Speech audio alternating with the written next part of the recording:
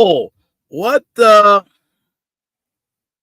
Get out of my face. Brandon, how you doing? Let me put up the link so you can come right up. Hold on 1 second. Let me find that there link. Let me copy paste for all y'alls to come right in.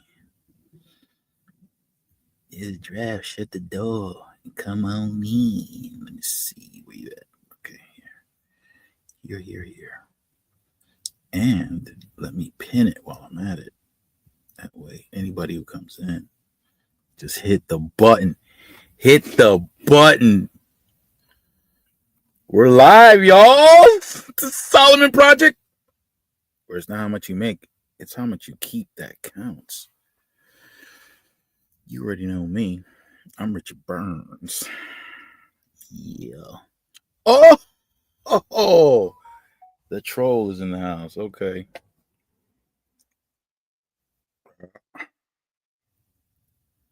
Let's go, y'all.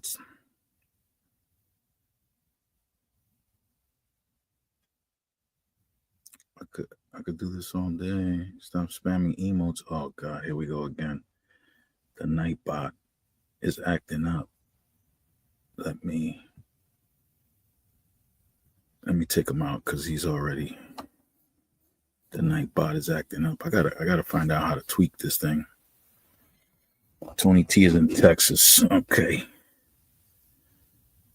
It's in Texas. This is good stuff right here. And that Nightbot is going crazy. I gotta figure out how to. Well, I didn't even bother to do the settings for that thing. Oh, yeah. Definitely wanted to check something out here because this is great. This is the kind of stuff that's absolutely great.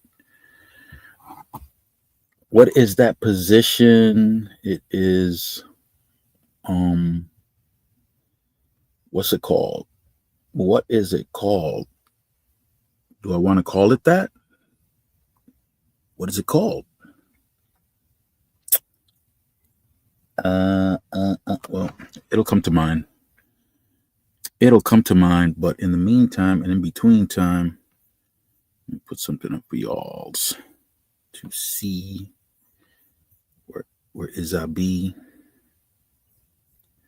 Let me go to this right here because it's something I wanted to point out. I keep forgetting to point this out. I really want to point it out. Let's go to the channel. What the heck? Let's go to the channel. I'm gonna go to the channel because there's something I want you guys to see if it pops up here. Let me see. No, that's not what I'm looking for. I'm looking for an actual without actually playing this thing. So I'm not going to play it because even though it's my stuff, I can still get a copyright against my stuff.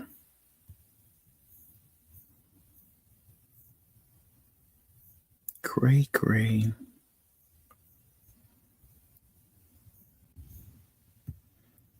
Hey, Brandon, you made it, man.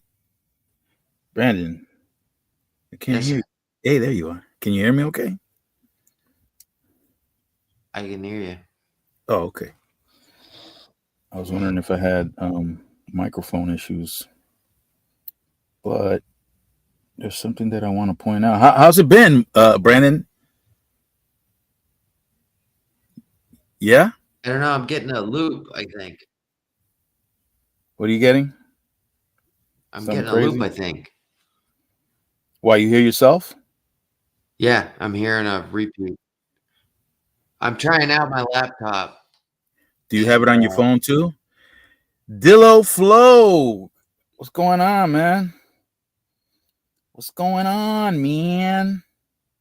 Yeah, I might have to go back on my phone because this is going to be annoying. Well, you got it on your phone also? That's what I did last time we talked. But I'm saying you got it on both? Yes. Oh, You got to turn the volume off on the phone. You got to turn that down all the way. You won't get that repeat. No, my phone's off. Oh, it is? Yes, the And you're still computer's getting the repeat? repeating. What I'm hearing is a loop. Oh.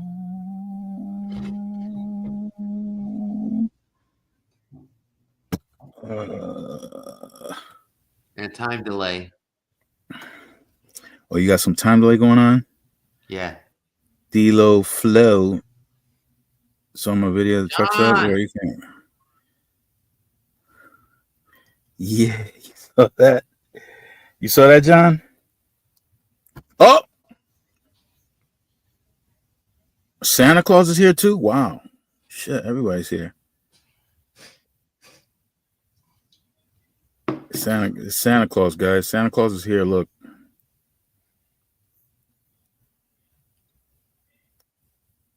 Okay, so Santa Claus is vegans. oh, he's vegan. Look at that. Yeah. You know him? Vegans. Vegan kings. Mrs. Vegan Kings. Okay. Oh, that's Vegan's cousin? No, that's him. It's another account. Oh, okay. I want to make sure because my other channel got taken down because somebody came up that I didn't know. And thank you. Thank you, Miss Vegan. So somebody came on. I let them up. And while they were up, they did something so crazy, YouTube shut me down forever. So I need to know who's who and what's what. Hey, everybody.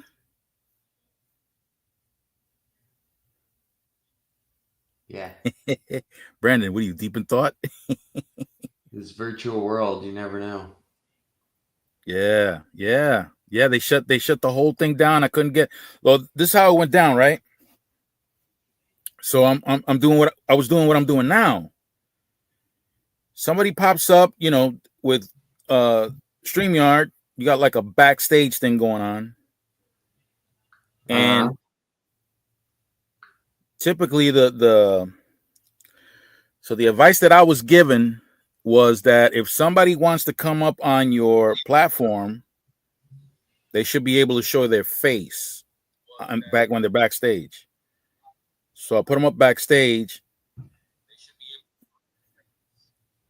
Yeah, they did. So John, I'm bringing it down right now, John, so you can see, or so you can hear or see both what I'm talking about. So the dude's in the back. Dude is backstage. Now I hear me, and I sound good. So, dude is backstage. I gotta switch over to my phone. This is gonna drive me fucking nuts. So. Okay. All right. I'll log right back on. All right. Cool. In the meantime, I'll be telling everybody what's going down. Okay. How it went down. Sorry. No, you're good. So, check this out. So the guys in the backstage, just like John was before he came up, he was backstage, and I see him. It's on the bottom, right? And while he's down there, if you don't have your image, or if you don't have a video of you moving around, whatever, like an actual camera on you, then I was advised not to ever let them up. Where is that? Who this and why they calling me? California, man. Come on now. Especially not now. California. That could be my nephew. But I'm not answering the phone right now. So there it is. All right. Let's see how Brandon's doing now. I think I'm good. Can you hear me? Yeah. Yep. Definitely. All right. No echo. No nothing like that. None of that. I was trying to use my laptop because I wanted to use it because me and Abdul Vegan Kings are going to do a little collaboration tomorrow. Put your phone sideways like this. Like that? There you go. Now Is you it look, better? yeah, now you look juicy now. Yes. Uh-oh. Now you Now you got to look start juicy. Now you got to This is instruct what me you look how to like. get the OnlyFans page going. That's easy. See? Now you're full screen sideways. Yeah. That's easy. Before you were a lot skinnier. Well, oh, so here, right? So here's the platform, right? So when somebody comes on, Uh-huh.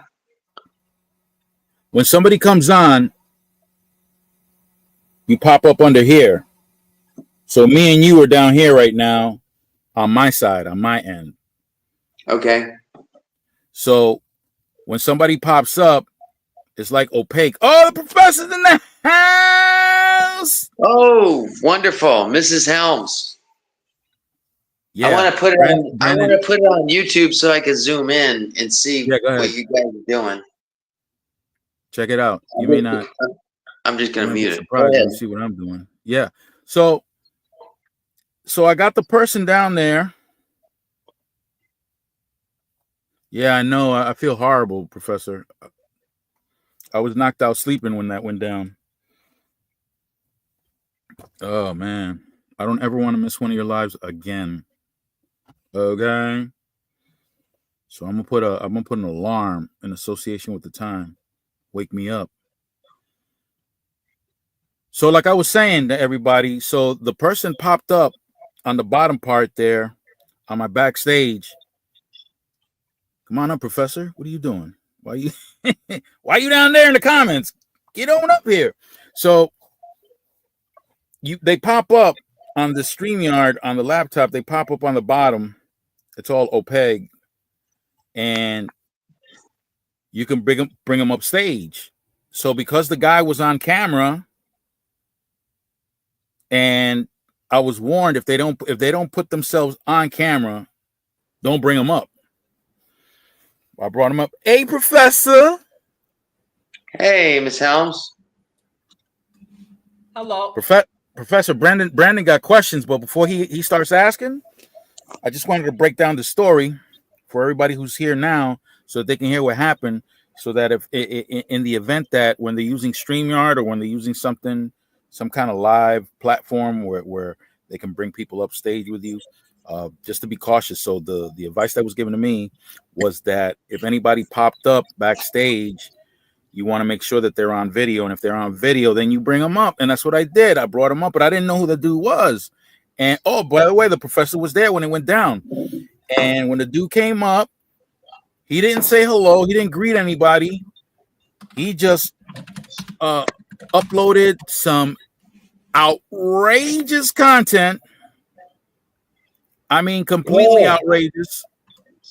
So outrageous. He was advertising his fans only page. He was advertising everybody's OnlyFans page because it wasn't just his. He had there was some group therapy going on right there. Oh, wow. The type of group therapy that YouTube doesn't care for.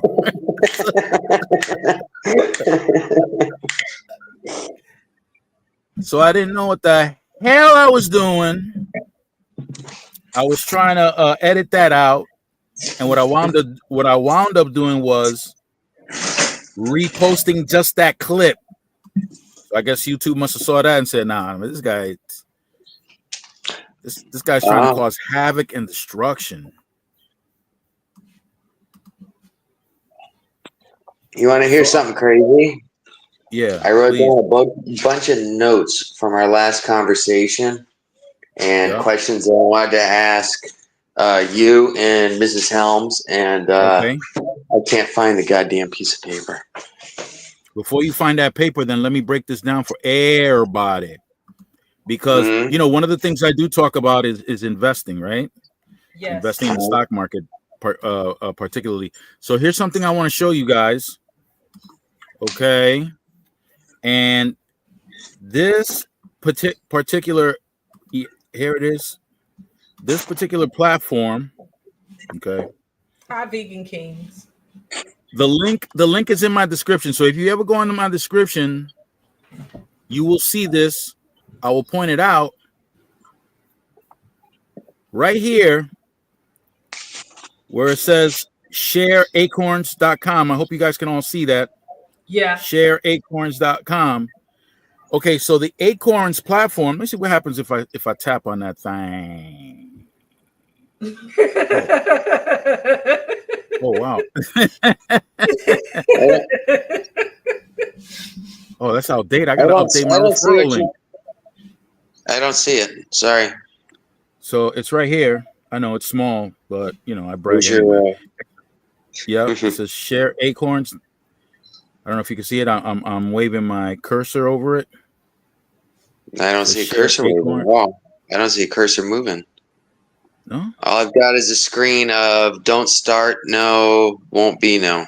Right. And I'm down in the what do you call it section? What do you call that? The brain right. It's where you the put comment. Right. Stuff, it's the that section, right? On the bottom. On the description. On the bottom.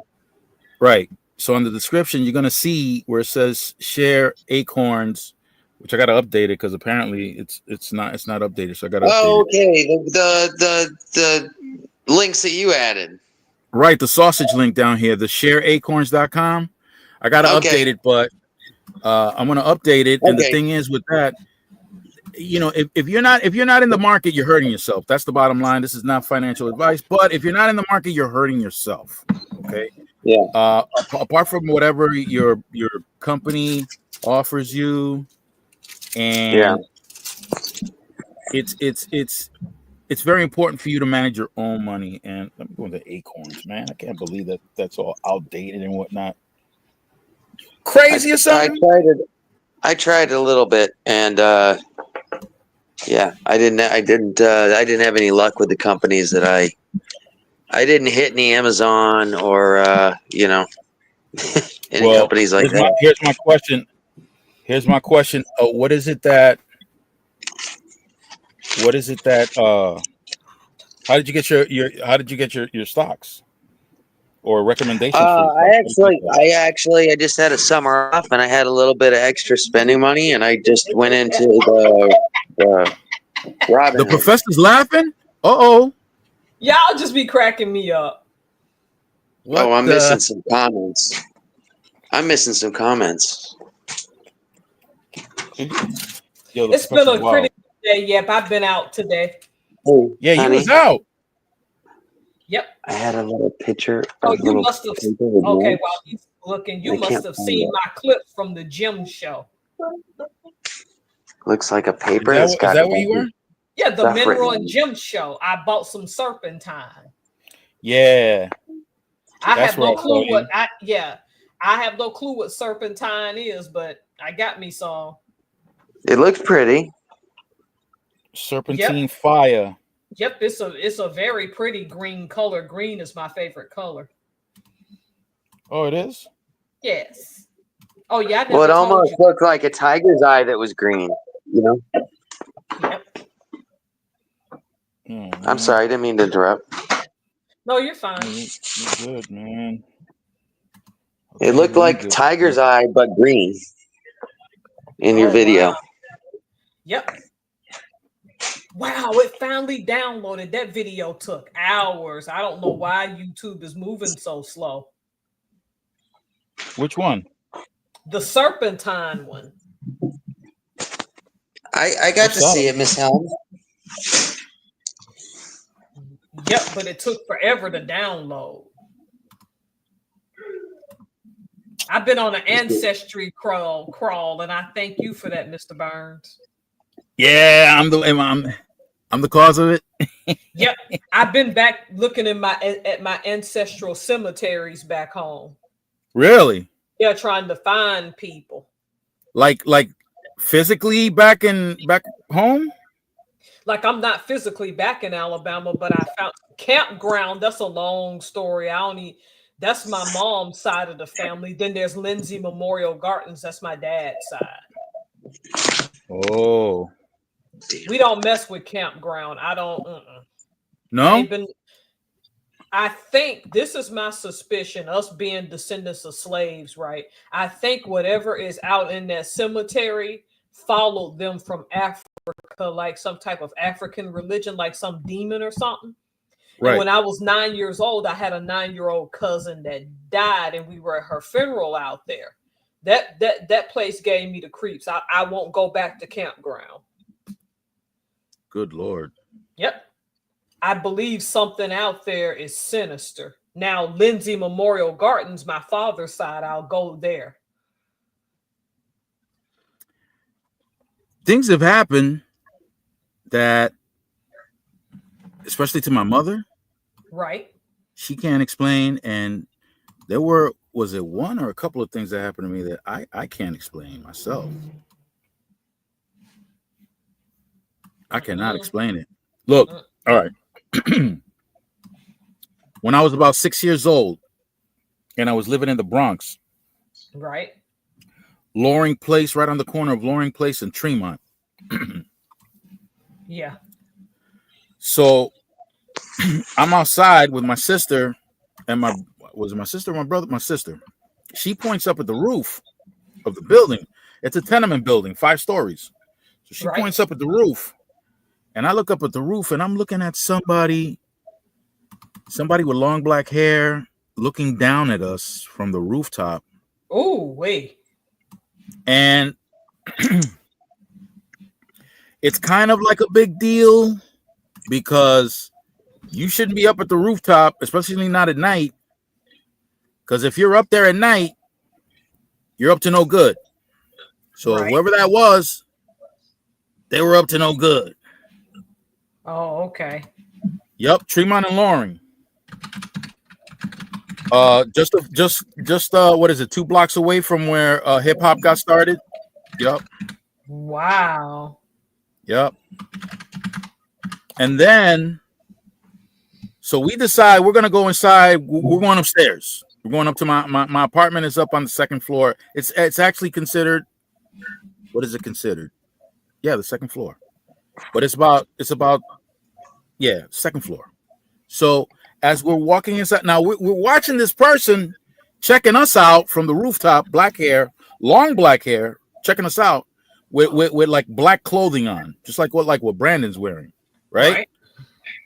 So we go inside. You got to go up and oh no.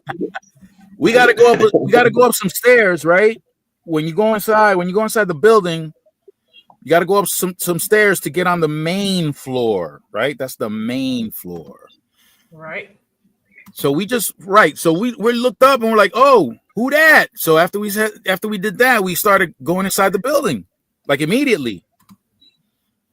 And as we went up the stairs, we're about to walk. You got to walk past. Once you walk into the right, there's a gap where the mailboxes are, and there's like this little space and this door that leads outside to the back part of the building, to the basement area. But also there's like a gap underneath the stairs, right? Right. So as we're walking toward the elevator, because right past the stairs is the elevator on the right. So as we're walking past that gap to go to the elevator, that person that was on the rooftop was already down there. Oh. And scoping us out like from the corner like this. So we're bugging out. We're freaking out. Like, how the hell did they get down here that quick? How'd they get down here that quick? Oh, wait. Yeah. So I let that go. Ooh, that's a now. thing. Yeah. Well, okay. Yeah. Okay. Well, check this out then. I was living in a Jewish synagogue with my parents. Right. My father was the maintenance for the Jewish synagogue. So there was an apartment there for us, but now the kitchen and the bathroom were downstairs. You had to leave that area to go upstairs to go to our living room and our bedroom. Okay. So you had to, so they were like very separate. Now upstairs, just in case, if you're curious, if we needed the bathroom, there were bathrooms right across the apartment. Those were the bathrooms that were the public bathrooms for everybody from the synagogue to use. But because it's late night or whatever, nobody's there, of course we can use it. No problem. We don't have to worry. Now, the door to that section where my living room and my bedroom's at, that's a very heavy metal door. And it's important. And it's important that you know that. Okay? Because another thing is, there's no way in the world that wind, and we don't have storms like that in New York City. There's no way that there could be a wind so strong that it can open that door. It just isn't. Okay? It's a heavy metal door. You gotta and it opens out. So if you're inside the living room, it opens out, not in. Okay. Mm-hmm. It's not like somebody can come approach it from the outside and kick it in. No, you can't do that because it opens out, not in. Mm-hmm. All right. So it's a Saturday night. Oh, I didn't title this. Oh, I did title it, but it's not what I wanted it to. All right, I'll fix it later.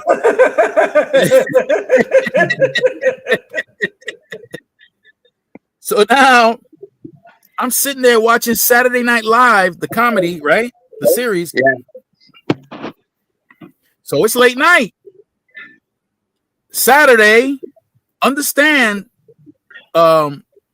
Friday night when the sun goes down until Saturday night when the sun goes down. Right. There's no movement with the Jews. Okay. True. No lighting candles, no turning on lights, none of that. They don't. No electronics, no nothing, no whatever. So there's no driving there. No, you got to walk.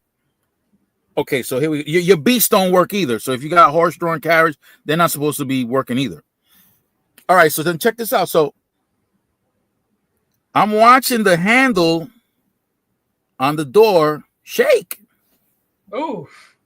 I'm like, what the hell? I know it ain't my brother. My brother's somewhere else with his wife far away. I think at that time they were in Dominican Republic. So the door's shaking. I'm bugging out. Right.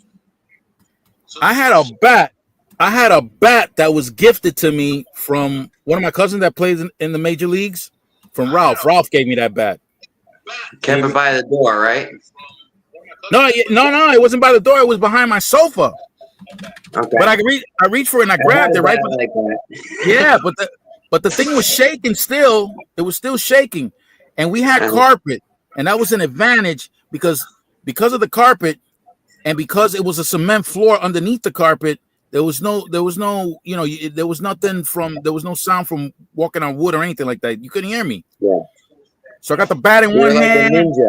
You were like a ninja. Style. I'm ninja style. So I got the bat in one hand and I'm walking slowly toward the door. Slowly I turn step by step. The handle's still going. And I'm like, yo, if this is a thief, this is his last robbery. This is it. He ain't gonna, yeah. he ain't making it out of this one. He's done. Yeah. So here I go, right? So I'm going toward the door. Now here's the complication, right? The door has the lock on. The lock is one of those. It's on the knob, and you got to turn it. So I reach for the little thing that I got to turn, and I'm doing this so quiet. You couldn't hear me. I'm ninja. You couldn't hear it. I took off the lock. I braced myself with the bat. I'm about to crown this dude. So I turned the knob quickly, push it out, and I already got the bat ready to just slam it on somebody's head. There was nobody there. Oh, wow. That's crazy. No. There was nobody there. No. I said, what? Anybody got time for that? Listen, the knob was still shaking, and I was like 2 inches away from the little locking mechanism. No. 2 inches, and the thing was still shaking. There was no way at the rate and speed that I unlocked, open, ready. No way that person could have gone out of my sight. You have to run to get to the stairs. Or if you're going to take the elevator, you already know it's going to take time for the elevator. If it's not there, it's still going to take time for the elevator door to open and then close. No activity in the elevator. No, I didn't see nobody running. I didn't see no shadows. So you already know the public bathrooms are right in front, both male and female. Same operation, because I'm barefoot on cement. You can't hear me moving. And then I had my martial arts training, so I was like floating. Oh, you were a real ninja. Yeah. So I opened the door to the men's room, turned the light on, nothing. But I got my back so that if anybody moved out of the women's room, I could see them, because that bathroom ain't that big. So I went over to the women's, did the same thing, and there was nobody there. That's so ridiculous. I'm bugging out. I'm like, yo, what the hell? What is this? Same synagogue. My mother's down in the basement doing the laundry. And my dad had taken off. He went out. He went somewhere. Now, from the basement, my mom leaves the door open to the basement. You can hear any movement. You can hear anybody coming in and out, because the doorway to exit, when it slams, kaboom! It's like, yo, check to see if somebody tossed a grenade in here, because damn, that door, when it slams, yeah, it's loud as hell. So my dad had left, and she's doing the laundry, and she's having a conversation with my dad in the basement. Remember, my dad left, but she's having a conversation with my dad in the basement, or at least she thought it was my dad. There was the shadow of a person casted on the floor. She's talking away, yo, this, that, and the third, probably arguing, because that's all they did, argue. And then, but nobody was arguing back, so that should have let her know was wrong. And so she, when she's done with what she's doing, the shadow leaves, and she goes upstairs to the kitchen. She goes upstairs to the kitchen. She does her thing. In come, all of a sudden she hears boom, right? That's the door from the outside. And here comes my dad. And now she's telling my dad, yo, you know, what's your issue? What's your problem? Blah, blah, blah. Always arguing, those two. Yep. What are you talking about? Downstairs. What did you come downstairs? You didn't talk. You didn't say nothing. I wasn't downstairs. What are you talking about? But see, here's the crazy part, that the place is so big that, you know, somebody could easily, well, if the door to the outside were unlocked and open, then yeah, somebody could creep in and do all kinds of crazy stuff. But that's not what was going on. Right. And there were other things. My mother, one time when she was a young girl, she went out to a well to get water, and somebody approached her with a hood. And in Dominican Republic, when it's hot as hell, I mean, it's blazing hot and humid, this dude had a hood on. And when she looked at him, he had no face. There was no face. There was no, like, there wasn't even a hint of a face. Nope. It's not like, you know, somebody was a burn victim or something. No face at all. And then there was another. Have a face. No, there was nothing. It was completely smooth. Completely smooth. Oh no! See, we ain't got time for none of that. Oh, but wait, I want to throw one more, and then I'm gonna let y'all guys rock with y'all. But check this out. My parents went out. This is in Dominican Republic. My parents went out. You're Dominican. Yeah. Okay. And my brother was left behind. My older brother, he was left behind. And my father has this habit of falling asleep wherever the hell he sits down. So my brother hears something upstairs on the roof. He goes upstairs. My father's sitting on the corner, asleep. He's sleeping. He's sitting down. He's sleeping. Because the rooftop, there's like a small wall. And on that small wall, he was sitting against that wall, and he was sleeping. But I just finished telling you that my parents went out. So he went up to what he thought was my father, and he's trying to wake him up. He ain't waking up. So he grabs him, and he remembered that he was cold to the touch. Ooh. But he still tried to shake him and wake him up. He woke him up, but all he did was stare at my brother. He didn't say nothing. He didn't move nothing. He just opened his eyes and stared at him. And my brother was my brother was trying to make him do something, move, say something, whatever, and nothing. Whatever that was, it just kept staring at him. And then finally he heard the door downstairs, and he heard my parents, because you could always hear my parents because they're always arguing. Right. So he ran downstairs and he told my father, listen, what are you doing here? What do you mean, what am I doing here? You're upstairs. No, I'm not. I'm right here. What are you talking about? So he went upstairs and there was nothing there. Now, if somebody would have jumped off from the roof, no matter where you would have jumped off, you would have been able to hear him. But it didn't happen. And there are other stories. I'm not going to get into them, but there are others.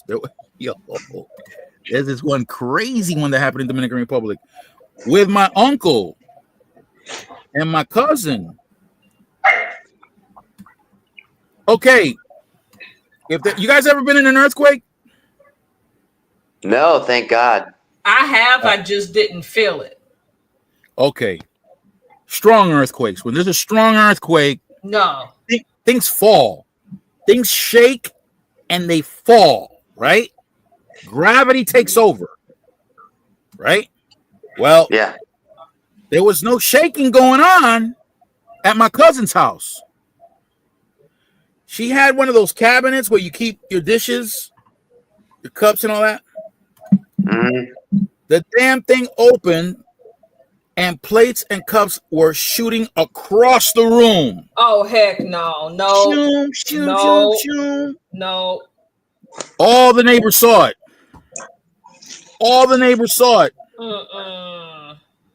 All the neighbors saw it. You better exercise them demons. Oh, D is back. Yeah, exactly. Exactly. I'd seen that. The devil is alive, been gone. I got my laptop set up so I can actually see the chat. Oh, you can see it? The bot keeps telling me to stop spamming. So the bot I don't know what I'm doing. I guess so. I got rid of the bot. Something keeps telling me, Brandon of Palm Beach, if you keep spamming, let me see if I can scroll back up and find it. Yeah, something like that. Is the bot active for you as well, Professor? Not this time around, no. Yeah, I don't understand. It says Nightbot, and it says, I could do this all day. Stop spamming emotes. Warning. So I don't know. I don't see them. I don't know. That was one of the third. That was the second message. That must have been Nightbot. No, but that must have been an old message because I took the bot off. This was second message into the stream. Oh, that's why. Yeah, I took it off after that. Once it popped up, I saw what it said. I got rid of it. Oh, okay. All right. Cool. I thought I set it up so it wouldn't do that, but I was unsuccessful. So I'm gonna have to go back in and do it again, see how it's done because I know that Queen does it. She has her Nightbot on, but the Nightbot don't wild out like that. Don't go crazy like that. Yeah. I don't know. I just noticed it. John doesn't see it right now. See, now I got my laptop. I mean, I had to go to my phone because of the echo, but I've got my laptop in the background. Now I can see the chat and everything else, you know. And I can zoom in a hell of a lot more with my laptop if you ever pop anything up, or you know. Yep. Guys, so, if any of you guys want to come up to the stage, come right up, man. I think I pinned the link, but if it's not pinned and you can't see it, let me know. I'll just put it back up. Do you think there's something in your family? I'm sorry. No, go ahead. I was gonna say it's all the way at the very top of the chat. first Okay, it's comment. pinned then. All right, cool. Yeah. What were you saying, Professor? Do you suppose all these things you were seeing, that there was maybe something in your background that you didn't know about, was why you saw it? Well, my mom was very active with some stuff. Oh, okay. Yep. And my grandmother too. In fact, my grandmother used to do witchcraft to try to kill us. Wow, what a grandma! Yeah, yeah, you told me that story, but I don't think Brandon knows. Yeah, Brandon, no, check I don't this know out. that story. That's very interesting. On my father's side of the family, my father said under no circumstance are we to bury him anywhere near her. He wanted nothing to do with her, with his own mother. So we buried him next to his grandmother, his mother's mother. Let me tell you about my grandmother. My grandmother was okay. I don't think an animal with rabies would even dare go close to her. She was that mean. She was that mean.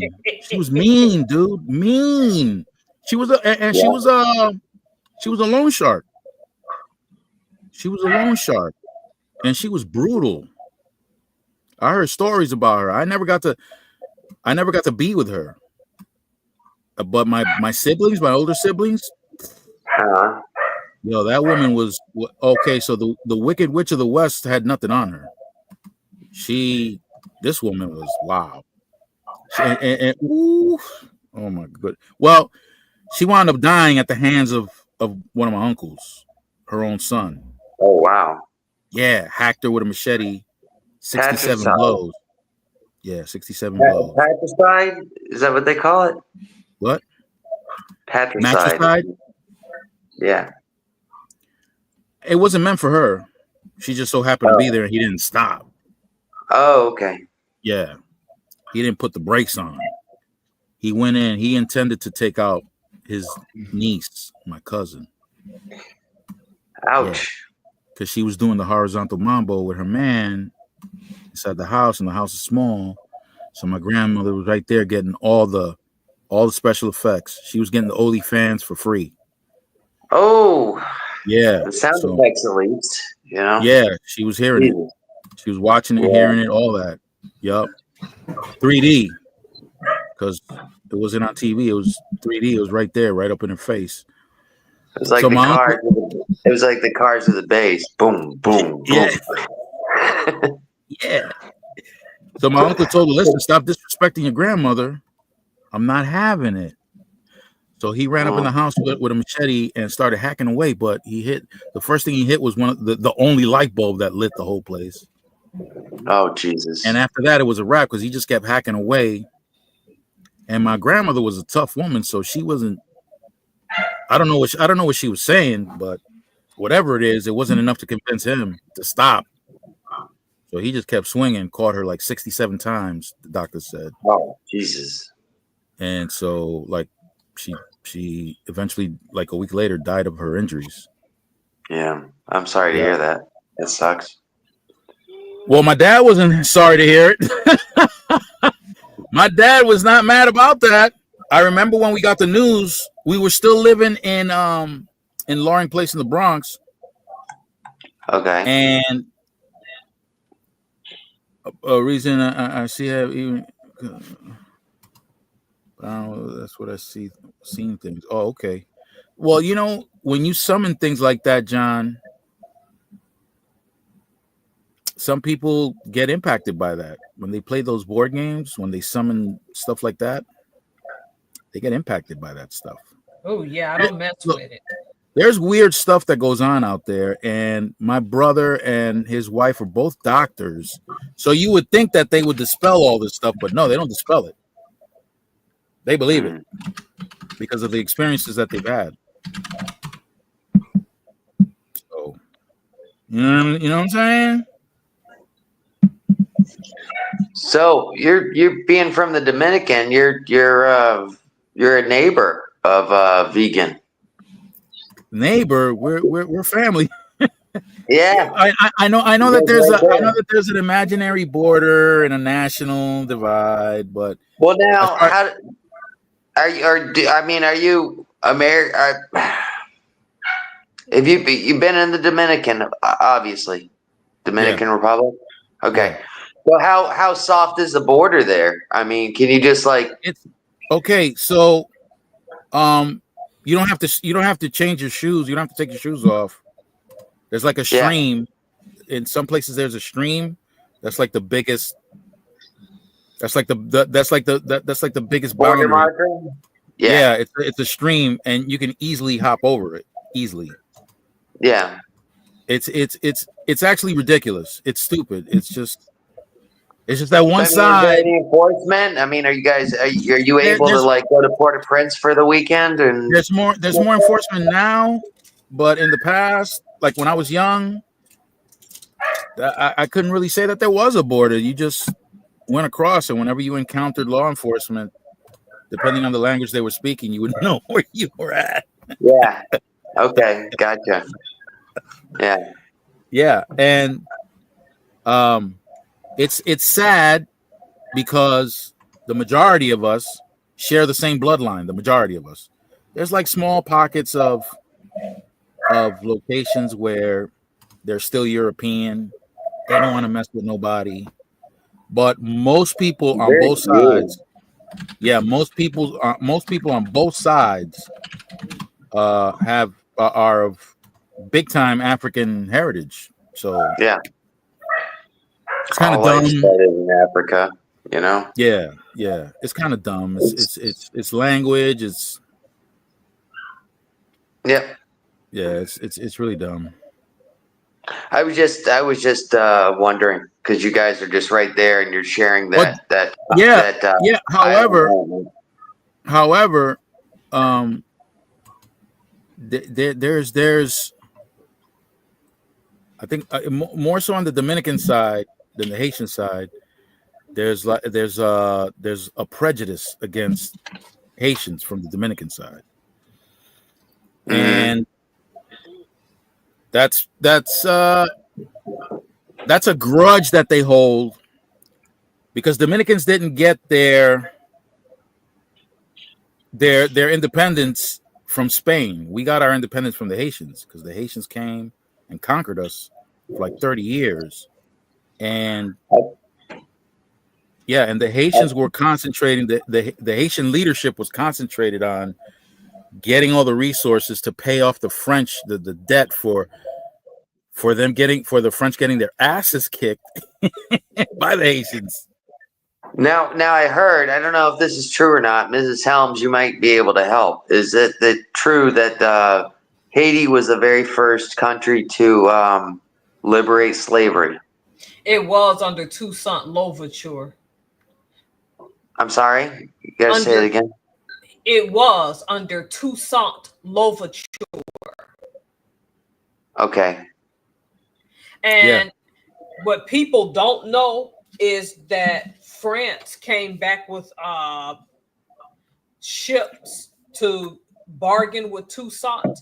He died in a prison in France because it was discovered that his sons were in college in France, and Napoleon learned about it and used his sons as leverage to get Toussaint to turn himself in. Oh, wow. Yep. This is back in the Napoleonic times. Yes. One thing I know about. Go ahead. I was gonna say, because I'm interested in food and history and stuff like that. Napoleon was the one that got his armies to figure out how to preserve food and stuff, to bottle it up and. Oh, really? To preserve? Yeah. Prior to his way of preserving food, how are meats and other things preserved? Was it with salt and smoking? I would assume you'd have to ask Miss Helms. She's the expert. That I don't know. What I do know about Napoleon, though, another odd thing lots of people don't know, is that I think he was the first real proprietor of Louis Vuitton. Because Louis Vuitton back then, I think, was like luggage, and Napoleon owned some. So Louis Vuitton has been around for like centuries. Oh wow! Oh wow! Wow! Didn't know that.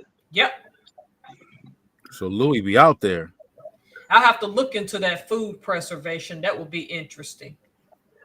One website, Miss Helms, that I am subscribed to that I'm sure that you would love is called the Townsend. Oh, I'm subbed to him. Yeah, they talk about colonial foods. They live in the cabin. Yes. The 18th century cooking and stuff like that, and just all sorts of things. You know, making when you were talking about in your comments about going to the fair where everybody makes everything. I was just thinking of that, and because they make everything from tarps to, onion soup. They do. And that's a great channel, and I thought that you would love it. And it's when you asked me about the watching the Romans cook the guy that recreated the ancient Romans cooking, it's kind of funny. Yep, the Townsends. I also saw an episode how they roast their own coffee beans back in colonial times. The very few people who got a hold of them, how they roasted them over the fire in their house and made coffee from scratch. I didn't see that episode. I saw that one. It'd take me a while to find it, but yep, they did roast and make their own coffee. Yeah. But I love watching those guys. It's great. Yep. So, anyways, that's what I wanted to bring to you, but you already had it. So, all right. Sorry. Even what we call macaroni and cheese go back that far in the colonial period. They just made it similar to ours, but not the way we make it today. We're like a whole lot of spoiled. Yeah, well, Americans always tend to overemphasize. Like the waffle was invented in Belgium, but the Belgian waffle, the one that's got like 3 feet of fruit and cream and all sorts of stuff, that's an American invention. That's and true. Yeah. And the French fry is a American invention as well. Yeah, they just call it pomme frite, I think, in France. Yes. Now it's interesting though. The Belgians still do the waffles, and they do put fruit and cream on it. They don't take it to the level we do. And exactly. I think their signature waffle is called the Liege. The Liege. Yep. Liege. Okay. Just like hamburgers come from Hamburg, Germany. Mm-hmm. That's where we get that from. It's just we took it and make it American. Just like sandwich that we eat now comes from Great Britain. The Earl of Sandwich, who was a wealthy guy that was hungry one day and just put some meat between 2 pieces of bread.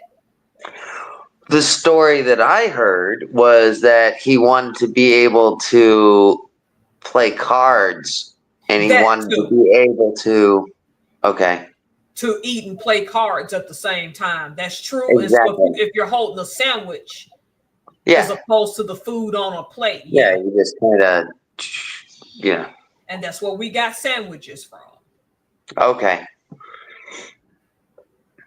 So. Yep. I got them right here, guys. Mr. Burns? I'm looking at methods of preservation. Food preservation: salting, curing, fermentation, pickling, freezing, and sugaring. Your dad ever teach you that stuff, Mr. Burns? Nope. My grandma knew how to make homemade ice cream from scratch, and she took that to the grave with her. She wouldn't teach me how to make soap either. I had to learn how to do that on my own. Dang. She was 100% would not share any of her knowledge with us. Like a lot of times they pass that down, even how the quilt. She was an excellent quilter because, slaves are the descendants of slaves made quilts a certain type of way, would not teach us that stuff. Right. In 2022, when she passed away, she took it all with her. Her buttermilk pie recipe. I was still upset about that for a while. I took that personally. My mother does cross knitting. That's what she does. She makes all sorts of hats and quilts and stuff like that. I think it's great when you said that you went to that place today or whatever, where everybody makes everything. Yeah. I think that's really great that anything handmade is 20 times worth, something you buy on Amazon or something, I agree, because you cannot participate in our county food and gift fair for the holidays unless you hand make it. It can't be ordered from Amazon. It can't be ordered from Etsy. It can't be all that random stuff. It has to be something that's old fashioned, like quilts, like homemade soap, like toffee, chocolates, things like that. They had so much stuff. People who had homemade dip mixes. It was just popcorn, freeze dried candy. It was nice. That lumpia was good too. Everything's got to have a little love in it, Yep. They don't play around. It has to be handmade. Yeah. I learned how to eat all that stuff. Oh, yeah. I bet you did. I bet you would have tore them burgers and that agua fresca I had up too. Say what? Listen. Yep. You didn't feel at least one tooth coming in through the screen as I was trying to bite that. Trying to bite that thing, man. I had told Brandon what lumpia was. I'm surprised he hasn't had that. Yes, no, I've never heard of that before. Filipino food, they normally have it with pancit, but they didn't have pancit. And pancit is like the little rice noodles with chicken and some vegetables. And I forgot how they cook it up. Lumpia is like what I call the cigar egg roll. Like they get addictive. I call it that because it's smaller than your average egg roll. You've had lumpia, haven't you, Mr. Burns? Now you from New York. Yeah, I had it. I was trying to admit to it. Yeah, because most Filipinos make it with minced pork, but today, because my husband and I aren't much of pork people, they had chicken one. They had the beef. What you got? The beef with veggies, and then they had the banana ones. The dessert. Banana. Yeah, banana lumpia. Like a dessert. So it's more like a dessert. Yeah, it's a dessert fried egg roll. Oh, okay. Oh my gosh, you have not had Filipino food. You have not had chicken I've never had Filipino food. No. You've never had I got an uncle. Well, I'm sorry. Go ahead. Go ahead. No, you have an uncle. I want to go there. No, I got an uncle that lives in Thailand, and I lost my Skype account. I haven't been able to talk to him for like a year, but I used to talk to him all the time. Ooh, that Thai curry. Oh my God, that Thai green curry with that. Sometimes if they put the kaffir lime, because I think that's what they're using. Yep. Thank you for showing them. Do you see it, Brandon? Yes. Is that the, how do you pronounce it again? Loop. How do you say it? Lumpia. Lumpia. Okay. Yeah. I wanted to show you my lumpia. I think he would like these. I think he would like them if he had some. Yeah, oh, definitely. Yep. Well, it looks like an egg roll, That's what it is. It's a thinner egg roll with a sweet chili sauce. Now, is the batter, is the casing around it the same, or is it thinner, or is it different?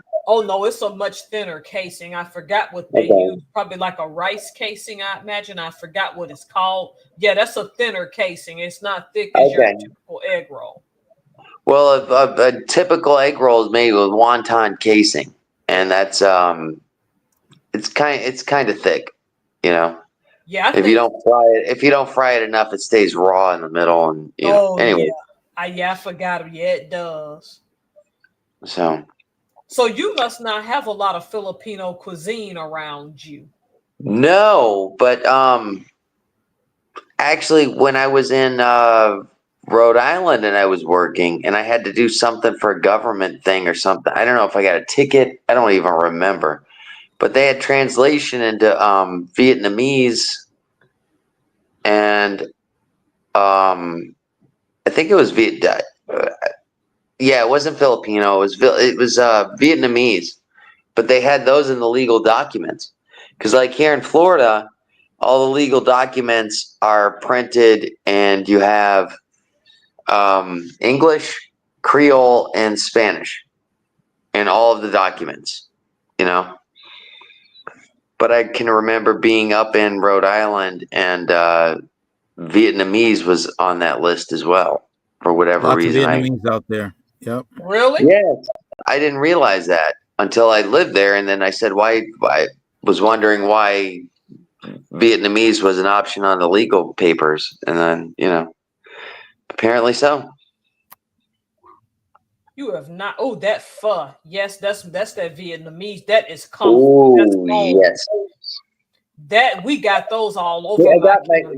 I'm zooming in on my phone, and I got my laptop all queued up so that I didn't have to do this. That's funny. Oh, I love that pho. That's great. What is it good for? Stop it. You stop it.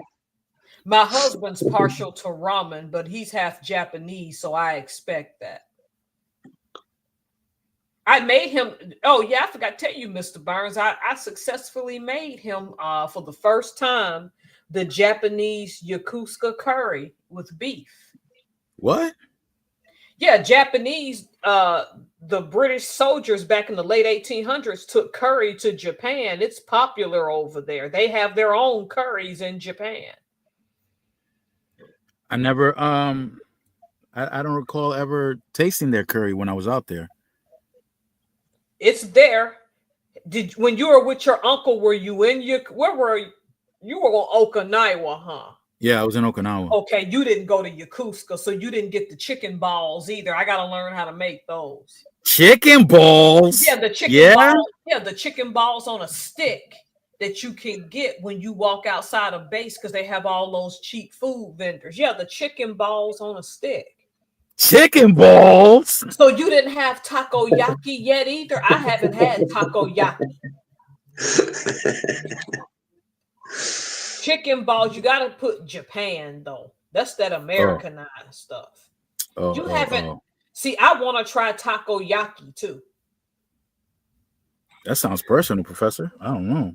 Yeah. Takoyaki is the octopus balls.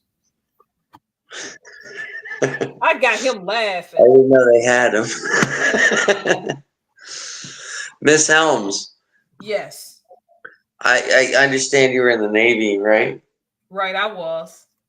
Okay, because I caught the last podcast that you guys did or whatever. It was 30 minutes after where you guys were discussing it. And well, number one, first thing I want to thank you for your service, ma'am. Oh, thank you. I really appreciate that. I really respect all veterans. So second thing is I had a disagreement with Mr. Burns last week, and it was about the smallest nation. No, but wait a second. I served too. I was in the Salvation Army. Stop it. See, you don't know how to act. Yes, stop sir. acting up. You stop. I supported you 100%. I bought a couple of used jackets. You know. I donate to you often. Thank you for your service. So, anyways, we were discussing the smallest nation, and I said I had to disagree with you, Solomon. Okay. You said the Vatican was the smallest state. So then I looked it up, and I thought that Miss Helms would be check out the Principality of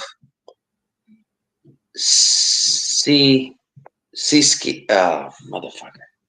I found it. There it is. Principality of. There it is. Yeah. Yeah.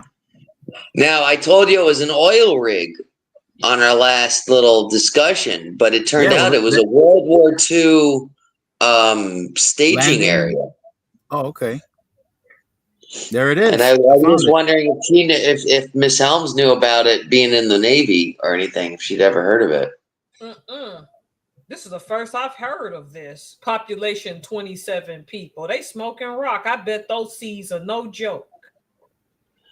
It's like 7 miles. It's 7 miles off the coast of England, and it was like a It was, I guess, it was established as a World War II, like kind of like a little base out in the middle of nowhere. I guess, I don't know. There was. You got the info. You can read it. I can't read it where I'm at. So they are smoking some serious juju. How do you get food? What is the plumbing like out there? Oh, the plumbing, you just hang your ass over the edge and it's a wrap. Yeah, exactly. It's easy. you can shower. How do you cook? This is weird. I'm gonna look this up right now. They've got a 60. They've got a 60 minutes episode. It was established. They established it as their own country in 1967, and they've actually got a 60-minute series on it. You can actually, it's on YouTube. You can look it up. You blow the horn and let everybody know you're dropping your drawers and you're shooting those ass rockets right off the side. Okay. I don't think anybody's gonna notice or see. You know. How do they procreate and have babies there? I mean, ain't no hospital, nothing. No, they just did it, and the guy they just claimed it as a thing, and he made his mom a princess. You know. It was just like one of those things. It's kind of it's a principality though. So you were correct in saying, Solomon, saying that the Vatican was the smallest nation. This is a principality. So a little bit different. Vatican is cool. But I just remembered this story, and it's an interesting little story, That's super lame. What you gonna get out there? I mean, and them seas are treacherous. They ain't no joke. And if you fall in that water, you gonna freeze. I don't think that there's much there. I think there's just enough I think there's just like one home there that they built. Because like I said, it was a military outpost, and they just converted it into a living area. And then for $30, you can become a prince or princess of it. So wow, for $30, they'll make you holler. You want to go and get in on that, Mr. Burns? Let's do this. Yeah, I want to be Princess Tara. Let me do it. I'll be Prince. There you go. There you go. And I'm gonna change my name to a Japanese name. It's gonna be Prince Todototo Yotoku. What does that mean? Don't ask no Dominicans what that means. Okay, never mind. You acting silly. I wish DeAndre was in the darn comments still.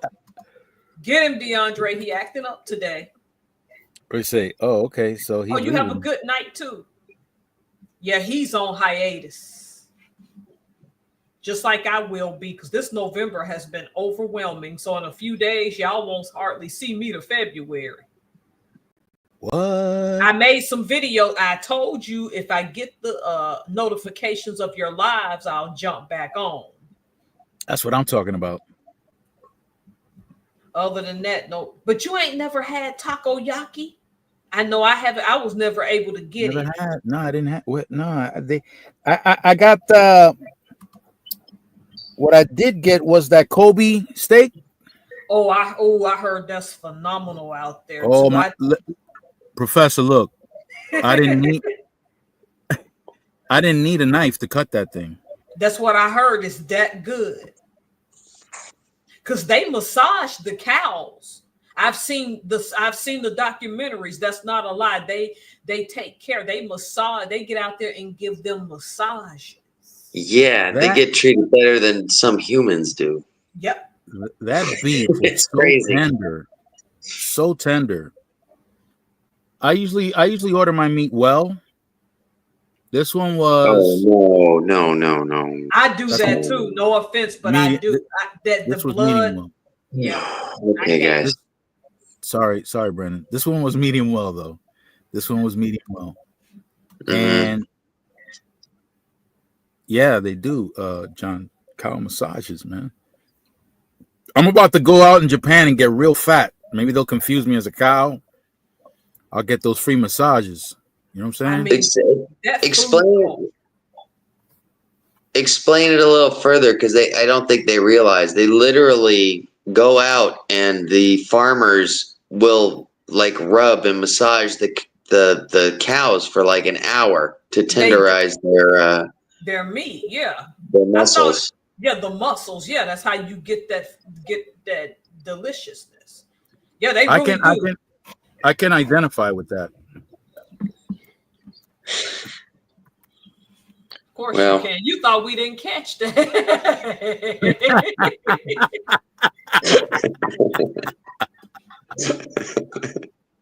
Say what? What? Yep. Look at that thing.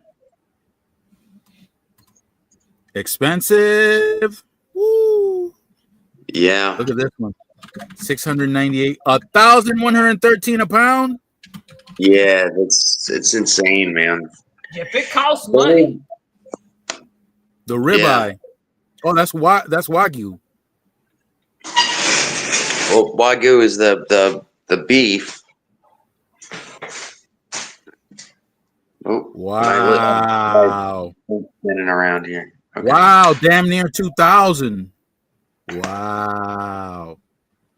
It's insane. It's really insane. And you know what? It tastes good, but is it worth it? I'm not buying one. I'm not buying one. You know? No bull. No, actually, it's all bull. So. Look at this thing, man. What are you doing? That is, yep. They really rub those cows. Yep. People don't. I thought they were making it up too until I found a special years ago. I think on YouTube online, and I saw them farmers out there rubbing them cows. I said, okay, they ain't being facetious. That was for real. No, they massage them all day long, and it's like it's crazy. Yep. You know, give them that treatment just to slaughter them. Just to slaughter. Yep. Just thinking that cow must be thinking, wow, these guys are all right. Yep. Yeah. Remember that the next time you're getting a massage. Yeah. Hey, let me tell you what happened to me in Okinawa, right? So when I was out there, it was my birthday, and my nephew's wife treated me for my birthday, and I'm excited. I'm like, wow, these guys are all right, taking me out for my birthday. Mm-hmm. So we go from one base to another. I forgot which base we went to, but but the thing was that they told me, my nephew and his wife told me, listen, we're going to take you out to go to a spa so you can get a massage and the whole treatment. And I thought that was fantastic. And I'm thinking, this is going to be an exotic massage. Woo! We about to get exotic up in the piece. Uh-oh. Yeah. Yeah, but we went from one base to another, and I'm thinking to myself, damn, they allow this kind of stuff over here at the base? Mm-hmm. What camp was that? Camp, I don't remember. I don't remember which camp it was, but that's okay. Continue. Wow. So the military allows this thing to go down, man. So I went inside the place. I was given instructions to take off all my clothes and just cover myself with a towel. My mind is racing at this point. I'm saying to myself, damn, I'm making babies out here in Okinawa. Oh, wow. It's a wrap. But then they told me, then this guy comes in. I'm looking at this guy like, what the hell is he doing here? Uh-oh. He puts on some music. I guess it was supposed to calm me down, but it was a little too romantic to calm me down. Yo, never mind. Oh, he found. Let me tell you, he told me to go on my belly, and when he said that, between that, the dude, and the music, I said, "Oh man, my nephew is horrible, man. What the hell is he doing to me?" I'm on my belly. I try to put that towel real tight on my butt, so to prevent access. Man, listen, this guy had the candles going, the music going, and then he's singing along with it, high pitched, sounding crazy, and he starts on my feet, and he's going up my legs. He went too far up one. He went too far up one side, and when he when he made impact, I stiffened up, and he backed off and go, "Oh, sorry, you mother loving karate stance." I was afraid to because I didn't know what he had. He might have had a torpedo back there ready to fire. Oh wait. I said, man, if I try to get up, that thing might. We're going in opposite directions, man. That's not gonna be a good feel. I said, okay, let me just relax. I'm gonna have to do a roll off this thing. I can't pop my butt up. I'll be in the line of fire. Oh my God. Counterintuitive. Yeah. No, then he'll definitely see the bullseye, and then it's a wrap. It's like when I went to go see the proctologist, man. That dude was crazy. He had me in a fetal position, naked. Slapped that cold ass jelly on my butt. Oh wow. Yeah, and then I feel this pressure back there. And while I'm feeling the pressure, he got both his hands on my shoulder. What? I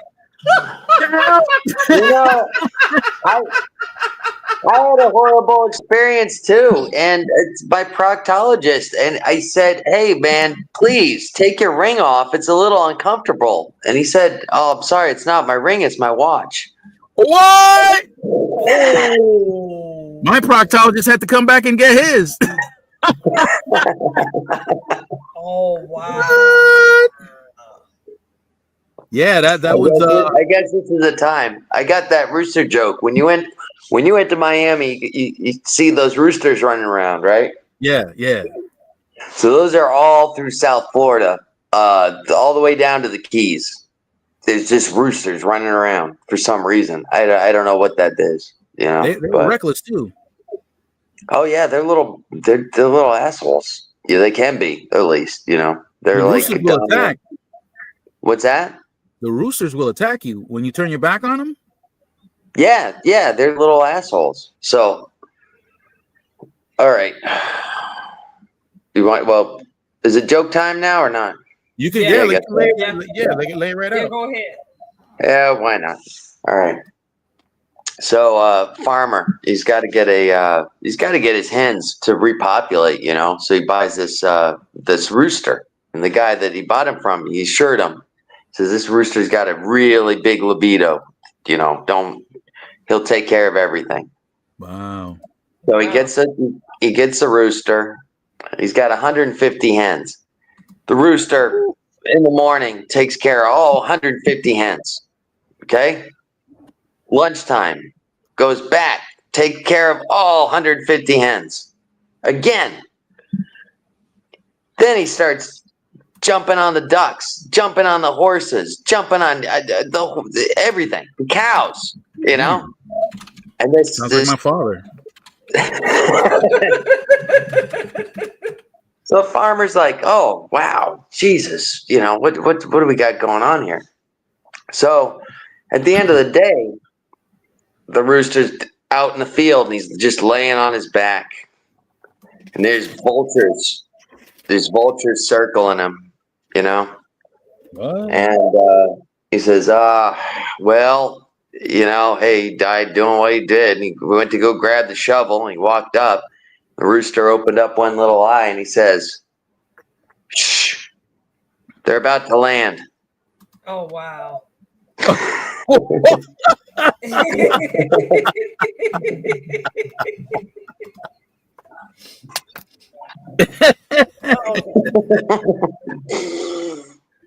Wow. You like that one, Solomon? We can tell. Let me tell you what happened in the jungle in Africa. Uh-huh. Oh wow. Okay. You know what happened to Tarzan, right? He was abandoned as a child, and he grew up with the gorillas and everything. Yep. Mm-hmm. So he was a big shot. He was a big deal. You know, he had strength because he was raised by wild animals. So this guy's strong. Yeah. So he was. That's why he was the king of the jungle, because he had the brains and he had the brawn. Mm-hmm. So, so this lion comes over to Tarzan, and he tells Tarzan, you got to do something about this damn monkey. Everybody's going to the water to drink, and as soon as you bend over to drink, the monkey jumps up behind you and, does the damn thing. And that's why we're talking like this.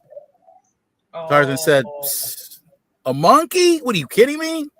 You can't handle that? I'll take care of that. He puts his knife right in his, whatever you call that damn thing he's wearing, right?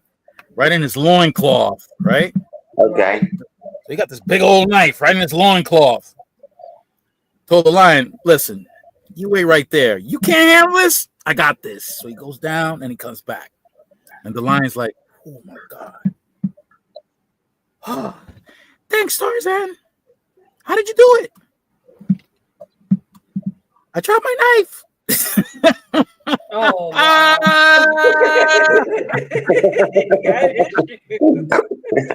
Tarzan got it too. Oh, Oops. wow. He must have gone to the same masseuse that I went to, I guess. I don't know. You acting up today. In a big way. I had a whole list of stuff. Oh, that book, The Prince. Yeah, that's right. I listened to it. I've got about halfway through it. Actually, it was very interesting. Actually, I have to. I'm sorry. Conniving. Yes. Yeah. Cutthroat. My favorite quote so far was about chapter 5, and it was, "You either treat men well or you crush them." Wow. That was one of the quotes from the book. And no in between. What's that? No in between. No, because they didn't want the sons of the people to come up and rebel later. Rebel, yeah. You had to crush them completely. You had to just totally annihilate your enemies.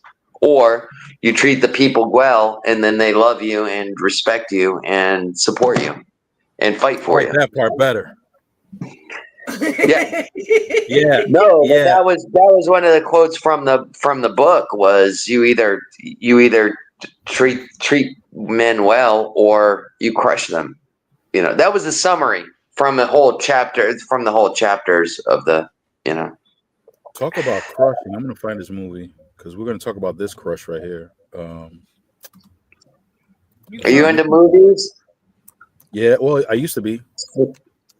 I did too. You like trains, planes, and automobiles? I don't remember seeing that. I don't think I saw that. That was John Candy, and you like John Candy movies? Yeah, Candy used to make me laugh like crazy. Didn't he pass away in the late night? John Candy was sad. Yeah, he was. He died early. One of the best movies ever made, in my opinion, was him and Steve Martin, and they made a movie called Trains, Planes, and Automobiles, and it's about a guy getting stuck in New York on Thanksgiving.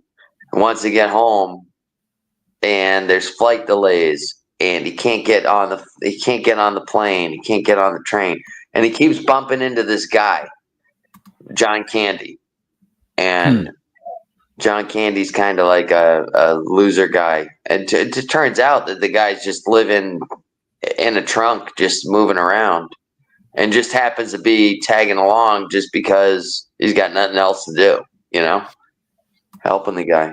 So this movie right here. This movie had a crazy scene right here. This one. Let me see if I can. Which one? Which one? I don't see anything except for my ugly mug. Okay. I hadn't seen Immortals, but I've heard of it. Oh my goodness, there was a scene in this movie. Okay. Okay, so oh my goodness. You know how I'm always talking about bootlickers, right? Right. So in this movie, there's this major bootlicker. He so Mickey Rourke plays the king. Let's see if I can find it. Where is he? Where's Mickey? Trying to figure out how to put this phone so I can see. What the hell is Mickey? Here we go. You see that? You see Mickey right there? Yep. There's Mickey Rourke, right? So he plays the king. I forget what king he was. Let me go back one so I can see the plot. Plot thickens. Theseus, no, not Theseus. King Hyperion. There he is. He was King Hyperion. Okay. So the deal was, where's this guy at? So King Hyperion went and invaded, and he had a spy in the village who was one of those people. This guy was a bootlicker for the king. So when he invaded, he crushed everybody except for the main character, who was that British dude that plays Superman lately, right? You guys know who he is? Professor, you know who that is? I don't know who it is. If you're asking me, I don't know who it is, but I'm not the professor. So there's Henry K. The first time I saw him was on that show on cable, The Tudors. Okay. So he played the protagonist. Right. All his family got wiped out from King Hyperion. So King Hyperion has that bootlicker. Right. And he's one of Henry's people, one of the whatever personality he's playing there. Pericles, I don't remember who he was. Eumenides. So you're outside of my. So when the king called him to pay him for serving as a spy and making it possible for him to, basically he backstabbed his own people. He was a traitor. Eat too, Caesar. Right. So he had him sitting in front of him, and he was telling the dude, bro, I was able to conquer your whole people. I destroyed them. I killed them. We raped them and everything. And now it's time for me to pay you for that. So because what you're about to get is something that you deserved. And then he had his executioner type guy standing behind him with a huge hammer, and he came down right in between his legs, boom, and crushed his manhood. Oh, ouch!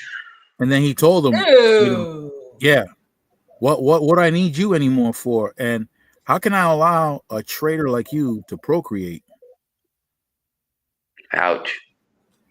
The bootlicker got his just desserts. Oh my gosh! Yep. Never mind. I don't think I need to see the Immortals. It's a great movie. You'd love it. I don't want to see a man lose his sausage. You know what I mean? It's like I got to think about that one. There was a movie called Misery. I don't know if you remember that. It was written by Stephen King. Oh yeah. Okay. and they had the scene. What's that?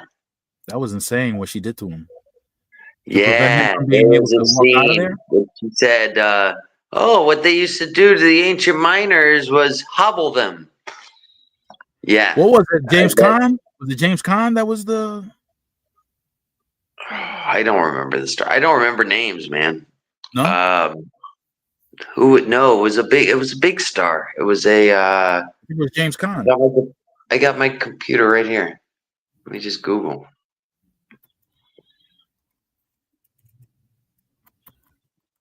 If I could figure out what the fuck I'm doing, but you know. All right, let's go there. Yeah, it was James Caan. I'm looking right at it right now. You got it on yours? Yeah, watch. It's about to pop up. Any minute now. Check it out. Check it out. Party people in a place to be. There it is. Misery cast. And he just James passed away. Caan.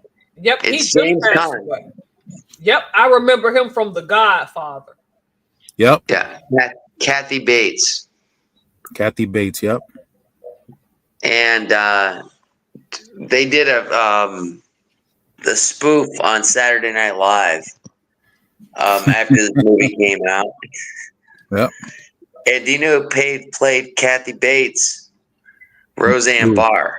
Oh, really? Roseanne Yes. lost her mind, man. What's wrong with her? She's suffering from some kind of mental illness or something. What's You that? think so? Yeah. I don't know about her currently. I'm just talking about back then. I don't know anything about her currently. I know she was making comments and whatnot, and yeah, but she was making some ridiculous comments. That's why I think she's suffering from some kind of mental illness. yeah, I mean it happens. I've seen it. I've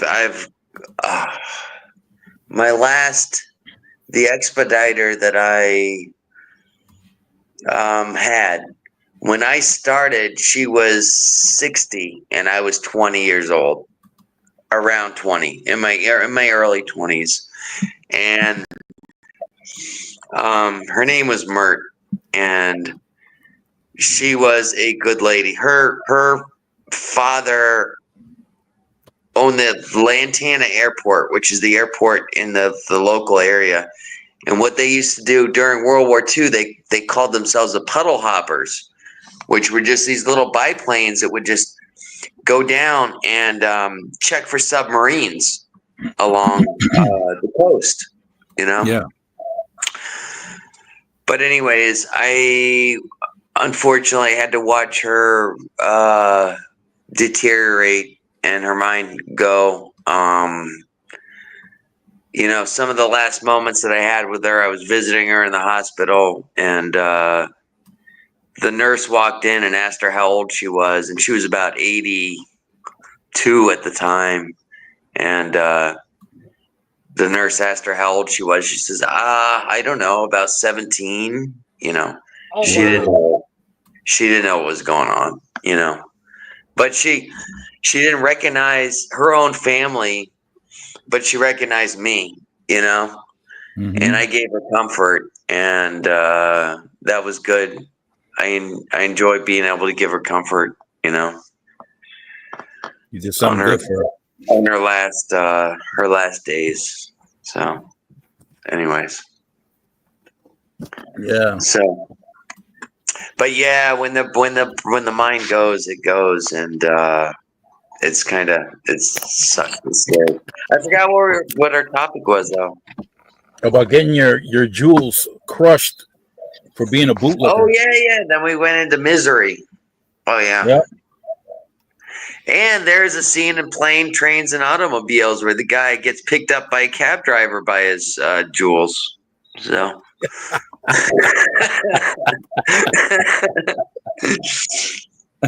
That's one of the greatest movies of all times. If you're traveling, Solomon, I know you would enjoy Planes, Trains, and Automobiles. You know. Well, I was a cab driver in New York City for 10 years. I was a cab driver in New York City for 10 years, so I can identify. Oh, they took cabs. They took train. The guy was trying to get to like Milwaukee from New York City. Oh Lord! But the planes got shut down. The train broke. I mean, it was just it's a crazy tale of a man trying to get home for Thanksgiving to be with his family. You know? Yeah. And then there's this weird John Candy, this just weird guy that's just kind of hanging out with him, you know? I got hit off with a good amount of money to take somebody from the Port Authority in New York City down to Virginia. Oh, yeah? In a cab. Yeah, which is ridiculous. Which is crazy. It was like super expensive. Like a $350 ride, something like that. No, One way. It was an $800 ride. $800 ride. Yeah. Yeah. No, I was a cabbie for a while. Yeah, I got those.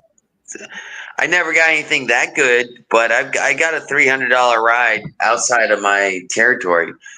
But the problem is with a cabbie is you want to drop off and pick up right away. You want quick turnovers.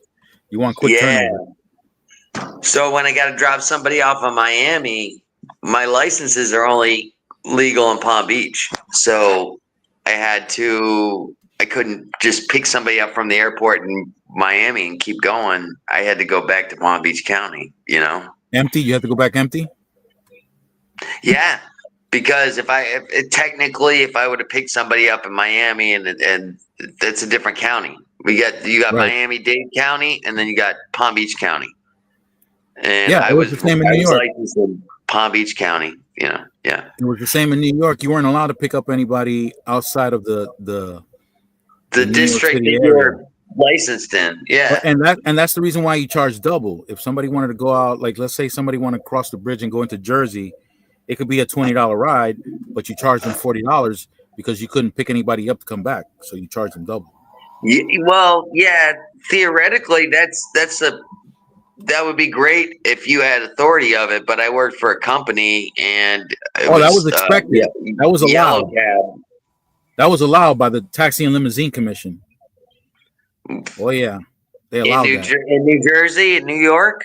No, in New York City. If you were a yellow cab driver, anywhere outside of the metropolitan area, you were allowed to charge double.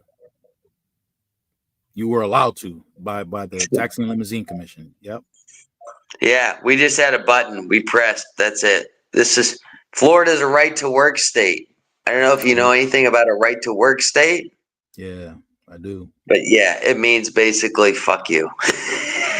yeah, that's what it That's does. basically what it means. Like at will employment in Washington State, is that what it means? What's that? I'm sorry, Miss Helms.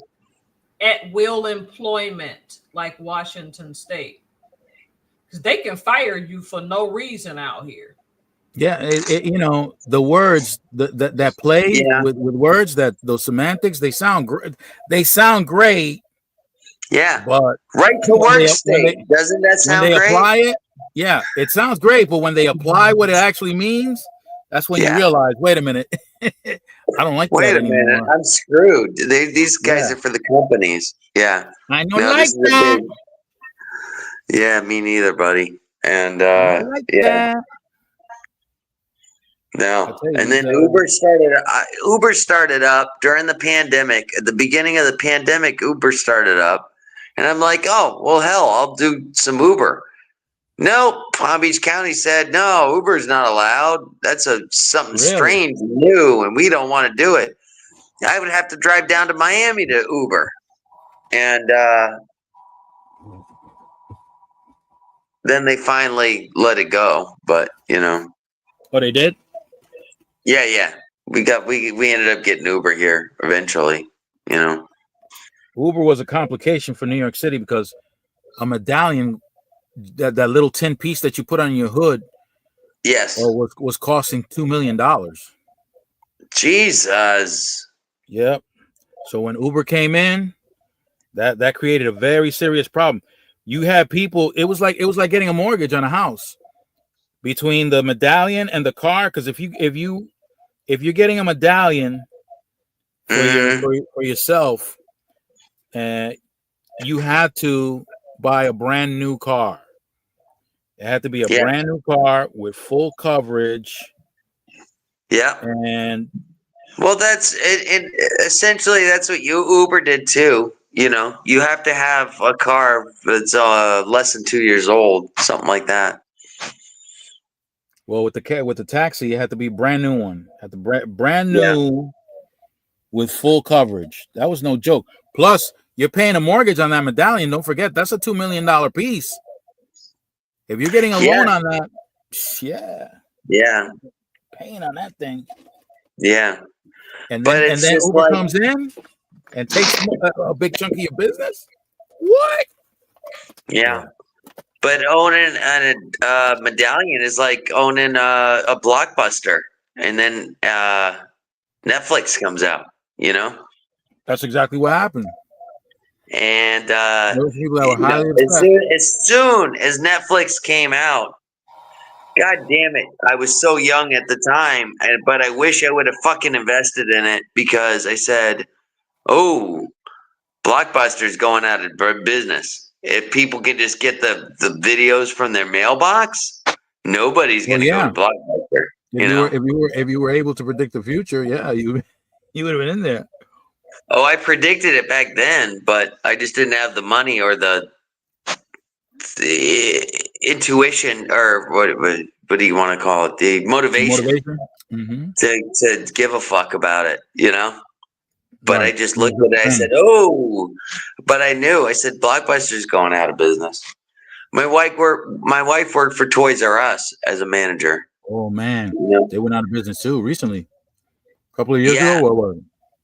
And when she was going out of business, that was the time that I was telling you I was playing around with stocks in the Robinhood app.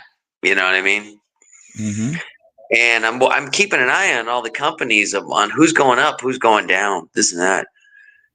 And she ended up, a lot of the companies are starting to shut down because of Amazon, essentially, because everybody can get everything delivered. You know, they don't have to go to these brick and mortar, what they call brick and mortar stores in her slang. When it comes to electronics, and this is where Best Buy is suffering right now. When it comes to electronics, especially myself, I like to actually see the product. I want to grab the product, hold the product, feel how sturdy it is, feel how everything works. I don't trust just looking at a picture on a website. So I'll go to Blockbuster, check it all out. I buy at Blockbuster, but a lot of people don't. A lot of people go to Blockbuster, check out the equipment, and then they go on Amazon and they do the thing. Well, I've had computers that I've had delivered, like laptops, to my kids from Amazon, and then they don't have the codes in them, and we can't even operate them because we can't even turn them on. You know? How do you go around that? What's that? How do you get around that? How do you get around that? You send them back to the fucking company and you demand your money back. That's it. Because they don't work. They literally give you a non-working computer. So that sounds crazy. And you ordered that through where? Through Amazon. They've got these little, Amazon is built on little side companies setting up, shipping. You could start a company selling t-shirts, let's just say. You know what I mean? Yep. You sell your t-shirts, you put them on Amazon, you sell them for $10.99. Okay? Amazon says, okay, we're going to advertise it, we're going to do it, we're going to do everything for you. You pay us $2.99. So you're actually only making $7.99, you know? Mm-hmm. And that's how it works. That's how Amazon works. It's just they're relying on you to do the business. You understand what I'm saying? I tried that at one time, and there was one thing I did not like was the returns. Dealing with the returns. Mm-hmm. They returned the merchandise. and you have to go through a whole process to pay them back and all this stuff. You got to calculate because you don't give them back the full amount that they pay because a portion of what they pay is taxes, so they don't get that back. Yeah, but it's a pain in the butt. But I've got two friends. I actually have two different friends that have published books on Amazon. Oh, really? Yeah. I want to publish a book. What's that? I want to publish a book. Oh, like I was telling Vegan, his book, he's got a free ebook, and I said I can't download it because I don't have any format to read it. But on Amazon, basically what you do is you just load them the PDFs or whatever, and then they just print them to order. Essentially, is what they do. And then you get, like I said, if you sell it for $10, you get $8. They get $2. However it works. I don't know exactly the amounts, but I've got two friends that publish books with them. One of them was a children's book. It was like a steampunk ABC book, right? Where, the other one was a adult Zen drawing book, where it was just drawings of color. It was a coloring book for adults, basically. What? A coloring book for adults? I'm afraid to ask. Not that adult. In fact, I can actually show you. Ooh. I can actually show it because I pulled it out because I was trying to tell Vegan about his book, about how easy it is to, with Amazon, how easy it is. All right, here it is. See it? You see that? Yep. That looks crispy. I'm going to give you some little. That's Mr. You call it crispy.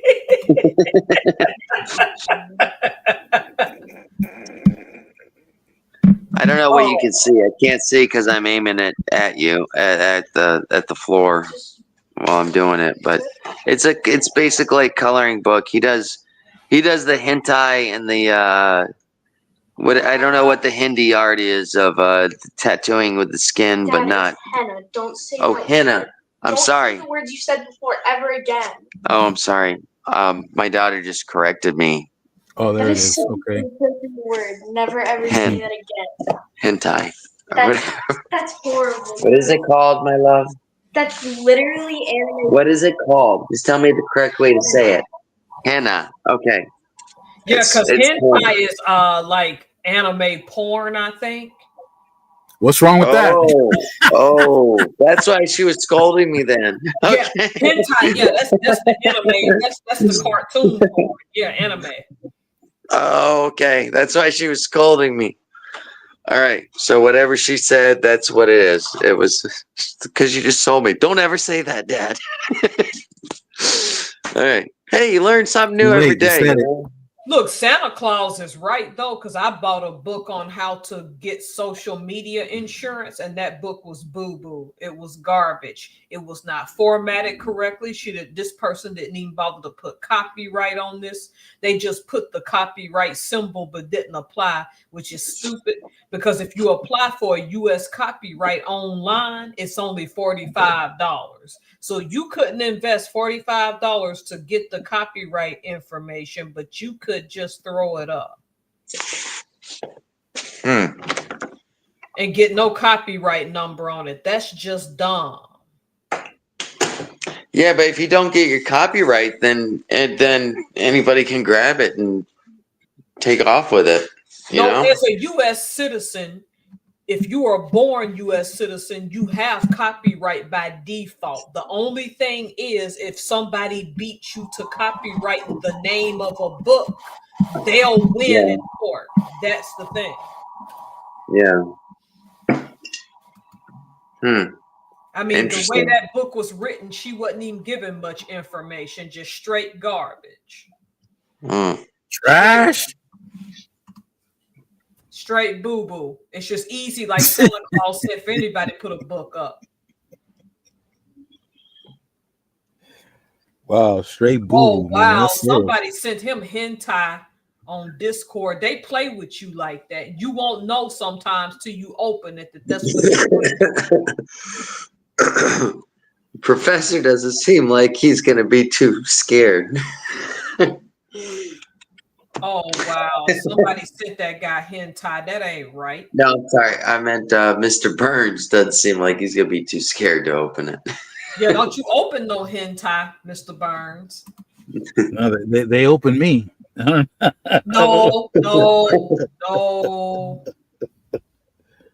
No, I'm afraid to open any of those things up because they're all. There's too many scams out there. Too many. What do you call those things? Too many. Bots that just jump on and take over.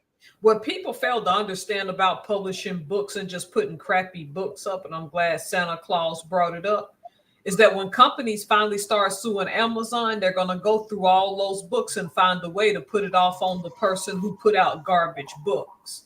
That's what's going to happen because that person didn't do their due diligence. Mm-hmm. Ain't doing the diligence, man. People got to do their diligence. I can't. I'm trying to find on. Oh, there we are. Was that for real? Okay. I can't. Oh, see, feedback. Okay. You're echoing. No, I was playing on the laptop. It's just a little delay. But on my laptop, I can actually see the comments that everybody sends, and I can zoom. I can see you guys a lot better. You know what I mean? It's like I'm on my phone live, but I've got my laptop. I tried to do it with my laptop, but the echo was so bad that I had to switch over. You know? Switch it up. Yes, sir and ma'am. Where is everybody tonight? I ain't heard from Curtis in a while. I'm imagine he's applying, getting ready for the holiday. Who knows? Curtis Williams? No, Curtis York. Oh no, no. Oh, Brenda don't know Curtis York yet, huh? No. I know Nikki P because she got a son is probably getting ready for the holidays, and she's burnt out from Vlogtober, so she's burnt. She is burnt. Yeah, I don't think Nikki hasn't been in the chat tonight. No, she's burnt. I could scroll through this. Yep, she's burnt. Even Double D is burnt. He's got to take some time off too. Yeah, but he comes out with them gossip videos, something serious. So I knew he'd get burnt out. Yeah, that'll burn you out. That takes a lot of your energy away. Yep, talking about them folks all the time. Especially that stuff with Diddy. I know it gets old. Yeah. That's a slippery situation. Yep, to say the least. Since I made a video about his hit list he had in jail that got found during a contraband search where he wanted to make some people get dirt on people trying to put charges on him. I'm like, Diddy, you don't write the list and then leave it for somebody to find it, boo-boo. That ain't intelligent. That sure ain't not for somebody who's as wealthy as you are and sitting in jail right now. Because the prosecution gonna eat that up in court. They gonna serve you up like yellowfin tuna to a swarm of great white sharks. Well, you think the authorities don't know how to look for stuff like that? Of course. Of course they know. They was waiting for you to slip up, dummy. And not only that, the inmates, they snitch all day, every day. Yeah, you can't tell them nothing. They'll do anything to get a lighter sentence, especially if they're not there for life. They gonna find a way to get out of there. Or even you can't trust anybody. You can't trust anybody. Period. You know. True. Whether they're in jail or not, you know. Especially after reading that book, The Prince. The Prince ain't no joke. You know not to trust nobody. like I told you, I learned from Iceberg Slim, man. Shit. Yep. That was that book just showed you how people were, you know. Yeah. Never let the left hand know what the right hand is doing. That's difficult for me. Did you say that's difficult? It's difficult for me, yeah. Do you ever sit on? What? Never mind. No, what was you gonna say? No, it was very inappropriate. I'm sorry, Miss Helms. That's what we're here for. Yeah. We're here for the inappropriate. Sit on your hand. Sit on your hand until it gets numb. And then just call it a stranger, you know? Oh, okay. Yeah. You got me? I put lipstick on my hands. No, you don't. No, there you go. Oh my, you kicked it up a notch. I gotta try that. If that's your thing, do it. I don't believe you, but okay. I put lip gloss on my hand. No, you don't. You acting up today. What? And you are acting severely up today. So let me ask you this, Professor. How would I have fared with my personality? How would I have fared in the Navy? They would like your sense of humor sometimes, but sometimes they would see you as insubordinate. Insubordinate, yeah. I've heard that word before. No, because like you speak your mind, and if somebody's superior to you, the Navy wasn't as politically correct as it was back when I was in. Right. They could still chew you a real butthole over that. Ooh, okay. Now I see lots of your type of people all the time, sailors, active duty sailors, and they get by with them like, y'all are so fortunate they would chew your butt down for that back then. Your sense of humor, but yeah, huh? Yeah, the butt chewing. Is there any baby oil involved in that? I hope not. You never know these days. Back then there was none involved, but you never know now. I told you at boot camp. Remember, I told you I had that RDC because we call them recruit division commanders. They had just changed it to that not too long before I went up to Great Lakes, Illinois, which I call Great Mistakes. Outside of Chicago. Remember, I told you I wasn't doing my push-ups properly. And my head RDC. You get citated for it? No, back then they could just say what they want to you, so he could crack on you. So I wasn't doing it right. And he yelled in front of everybody and told me to quit molesting the deck.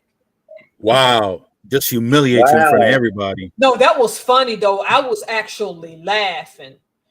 Boot camp was humorous for me, and I almost got in trouble because remember I told you another girl made him mad because she was in charge of making sure that the female restroom stayed clean. What we call the head. There's a male head and female head.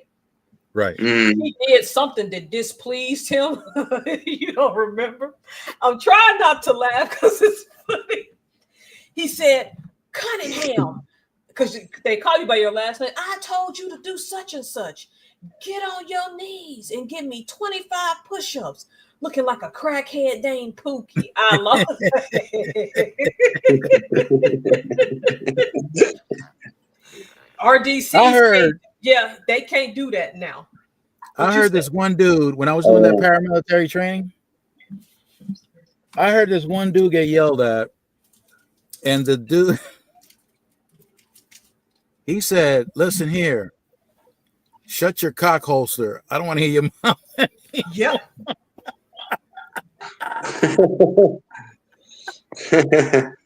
I lost it. Basically, F you, sir. Yeah, I lost it and I got in trouble. Yeah. Yep. You can enjoy it, but do you guys know who Bob Ross is? Oh yeah, that painter. Yeah. He is a painter. Yeah, he was smoking that weed too, to be honest. Was he? He was smoking the wacky tobacco? Because I was wondering if he was always high as a kid. I sit there, this dude is No, I don't. I honestly don't think so. He was a Air Force sergeant, drill instructor. I heard that too, that he was a hardcore military. He was stationed in Alaska. He's born in Florida, down here in Central Florida, and he moved to or he was stationed in Alaska at the Air Force base over there, and he just realized all the beauty, and he just would paint things, and he started making more money painting, and he said he hated being the guy that had to tell somebody, hey, you're making your bed wrong, you know, but that was his job, you know. He was the and so when he retired, that's what he did. He just started painting paintings and became a freaking Bob Ross, man. Well, I'll tell you something. The nicest guys, unusually nice, that I met were ex Delta Force. Yeah, those guys were unusually nice for what they got to go through. What they got to go through is actually worse than what Navy SEALs have to go through. Oh, them Navy SEALs ain't no joke. That SEAL training is hardcore. Ooh, I knew a guy that was fit in my boot camp class that the only reason at the time they wouldn't let him in the SEALs, because in the late 90s, because I remember I went to boot camp a week before Thanksgiving, 1999. You could not have identifying body marks, and his tattoo was too visible. Okay.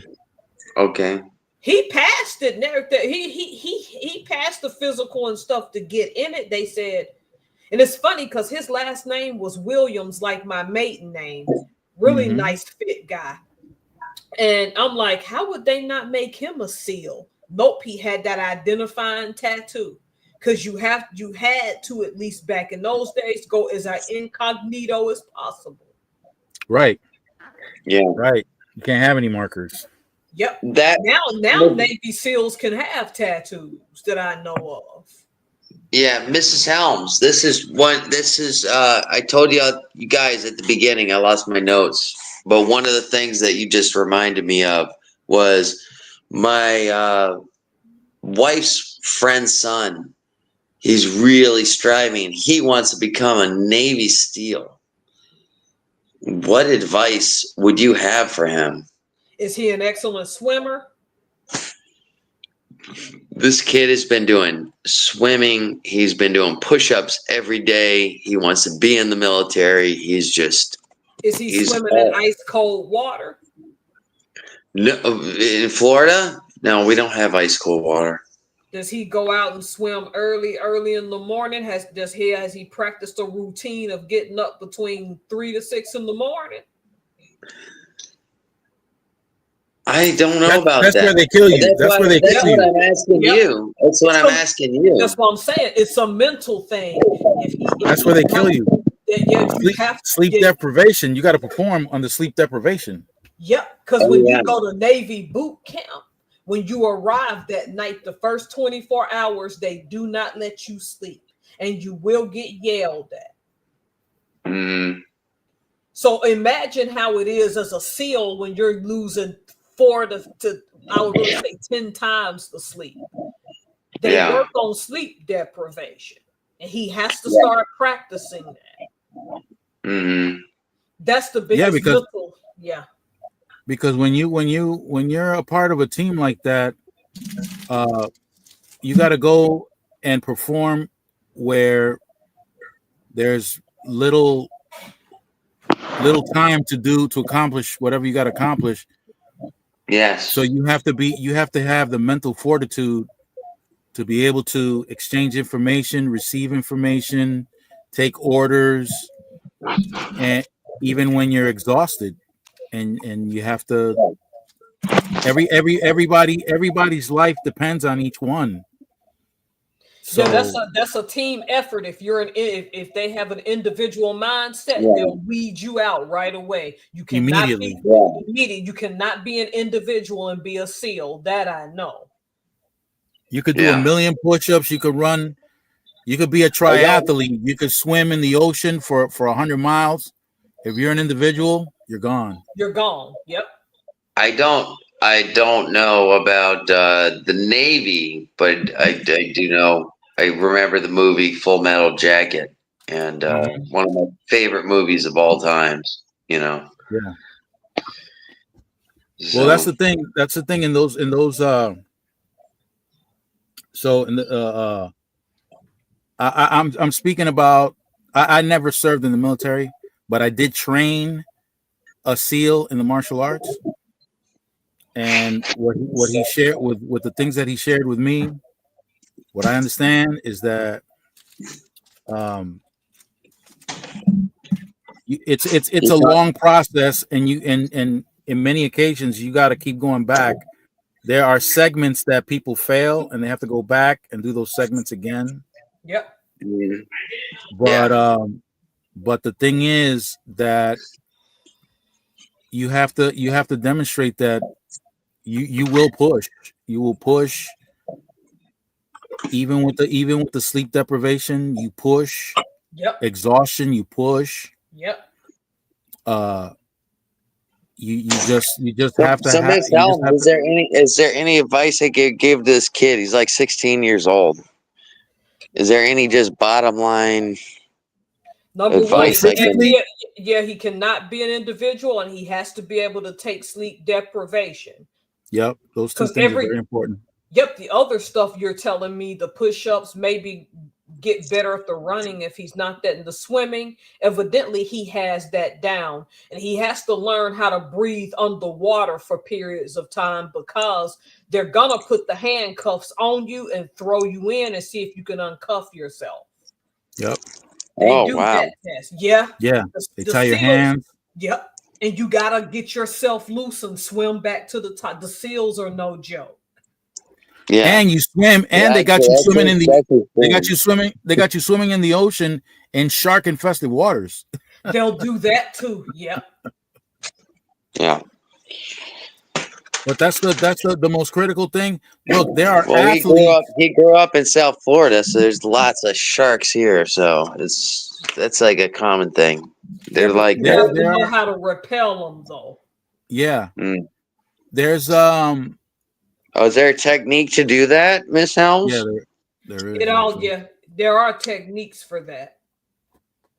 It's just what Mr. Burns said. He can't be an individual about himself, and he has to know sleep deprivation.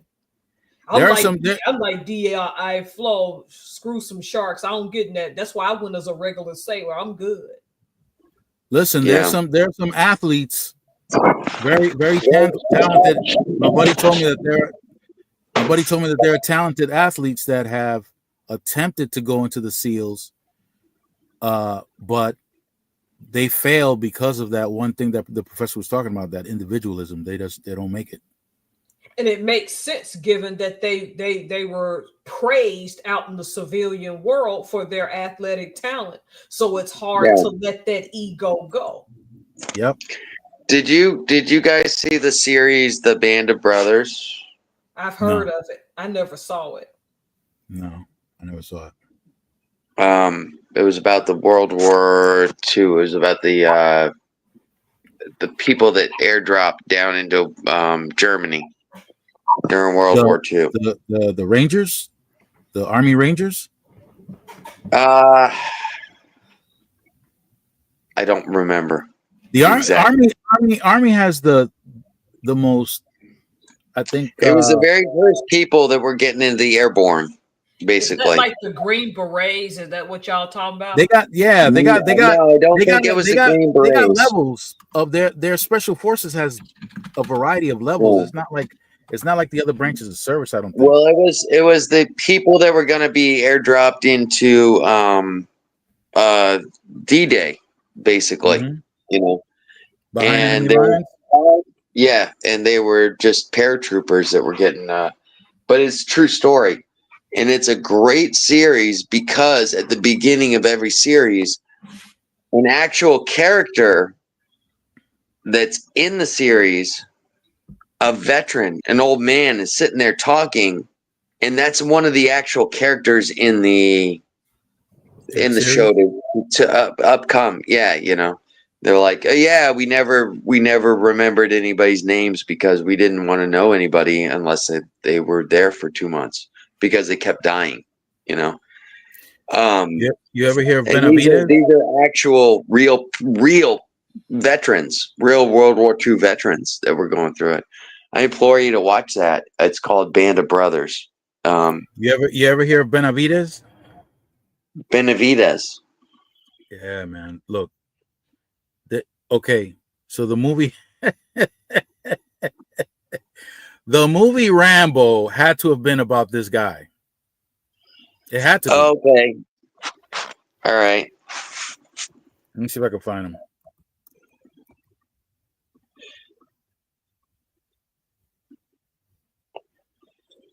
Let me see. There was another movie. It was an old movie, but it was about a guy that went to prison. Okay, Roy. This guy right here. I'm gonna show you. Mm-hmm. This guy, if you ever come across his story, is so insane.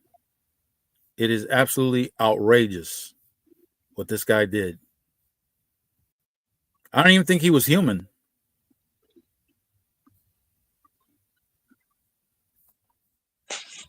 I don't think he was human. Seriously. Take a good look at him.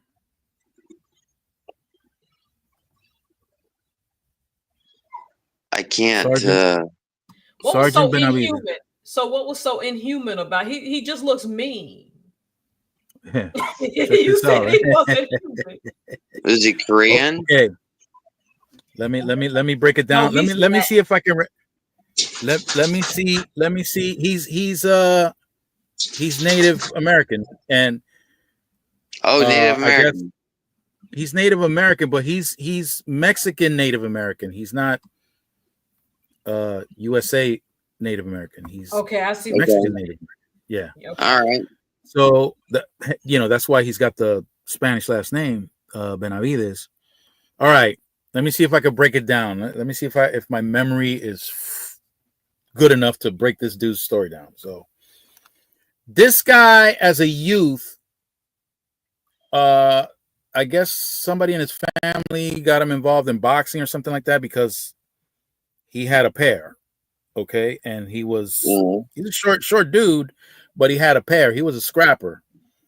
That's how he, controlled his, I guess, anger issues or whatever the hell he had. He wound up joining. He had an obsession with some hero from the U.S. Army, so he wanted to join the Army. He joined at an early age. So he was out on a mission. I think he became. I think the first thing he did was become airborne. He was a Ranger. He went to Ranger school. I mean, he struggled to get into Ranger school, but when he finally did, they sent his ass out to Vietnam. So while he's in Vietnam, because he looks Asian, they had him dressed like the Viet Cong. Oh, and he was out there. Yeah, so he was out there, and he stepped on a mine. Oh, he stepped on a mine. His back was destroyed, and some U.S. soldiers found him, saw that he was alive, but I don't know what it was that gave him the hint that his dog tags. They saw his dog tags and realized he was an American soldier. So he got rushed to a hospital. I think it was in Japan, and the doctors told him he's done. He's never going to walk again. He's done. This guy could not accept that. Roy Benavidez could not accept that. He had to do everything he could. He begged the doctor not to give him a medical discharge. He begged him. He said he's going to let him slide. Roy was in the hospital for a year. Oh, by the way, he suffered head injuries too from that mine. You could imagine. So what Roy would do, as painful as it was, he would drag his ass off his bed when the nurses weren't around, when it was late night, and he would crawl across the floor, and then he would brace himself against the wall and sit there, tolerating as much pain as he could, and then crawl his ass back. Oh, yeah. This went on for like a year. He was finally able to stand and brace himself against the wall, but he had to crawl to there and then crawl back to the bed. So the doctor told him, listen, if you can walk out of here. The doctor didn't know what was going on. Nobody knew what was going on. He was doing that shit on the low. And the other patients, they weren't snitching on him. So the doctor told him, if you can walk out of here, I won't give you that discharge. You'll get a desk job and you're good to go. So when his wife came to pick him up, he said, no, leave me alone. Don't touch me. Get off me. And he walked out of the hospital. It was difficult, but he walked out. So they didn't give him the medical discharge. He was a desk jockey for a while, but he didn't stop exercising. He didn't stop working out. He wanted to. He was working out.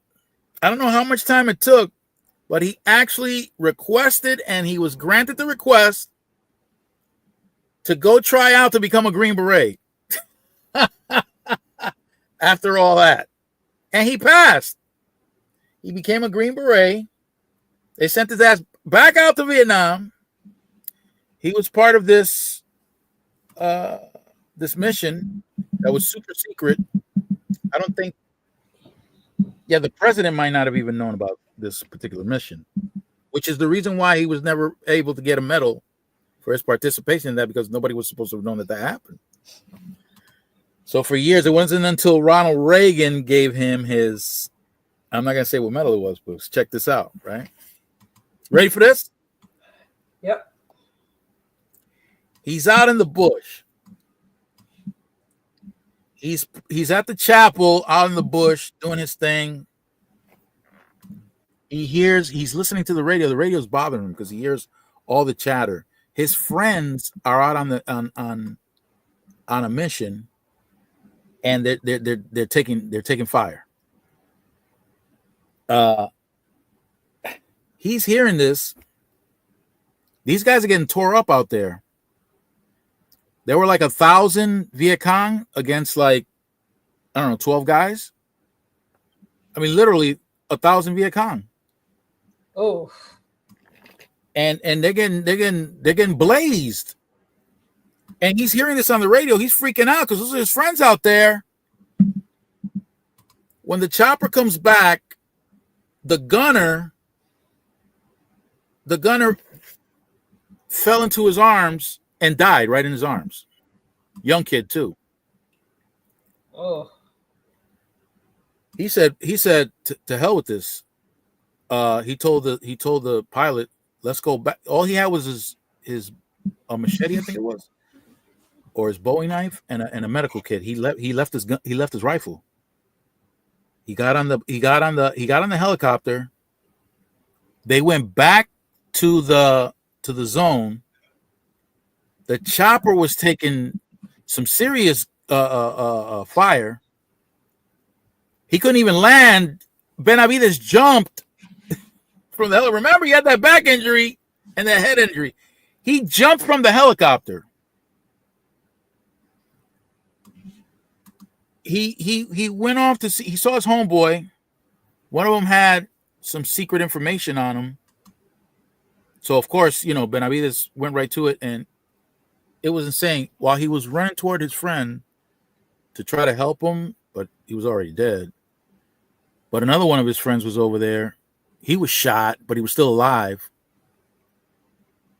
So on his way over to both of them, Benavides gets shot in the leg. He thought it was like a thorn or something, but he got shot in the leg. He got shot in the leg, went over to his homeboy that was dead, got the secret information, secured it on himself, went to his other buddy that was still alive. He was terribly injured. Well, Benavides shot him up with some morphine. And bullets were just whizzing. whizzing. So he was able to get a few of his buddies toward the helicopter, a helicopter that got shot down and went up in flames. But he was able to get them out there. But then he had to pull them away from the roasted chopper. But during all this, check this out. During all this, he got hit with a grenade in the back. He got shot in the gut. Oh. He got shot in the other leg. He got stabbed in the arm, stabbed in the gut. Got his jaw broken. And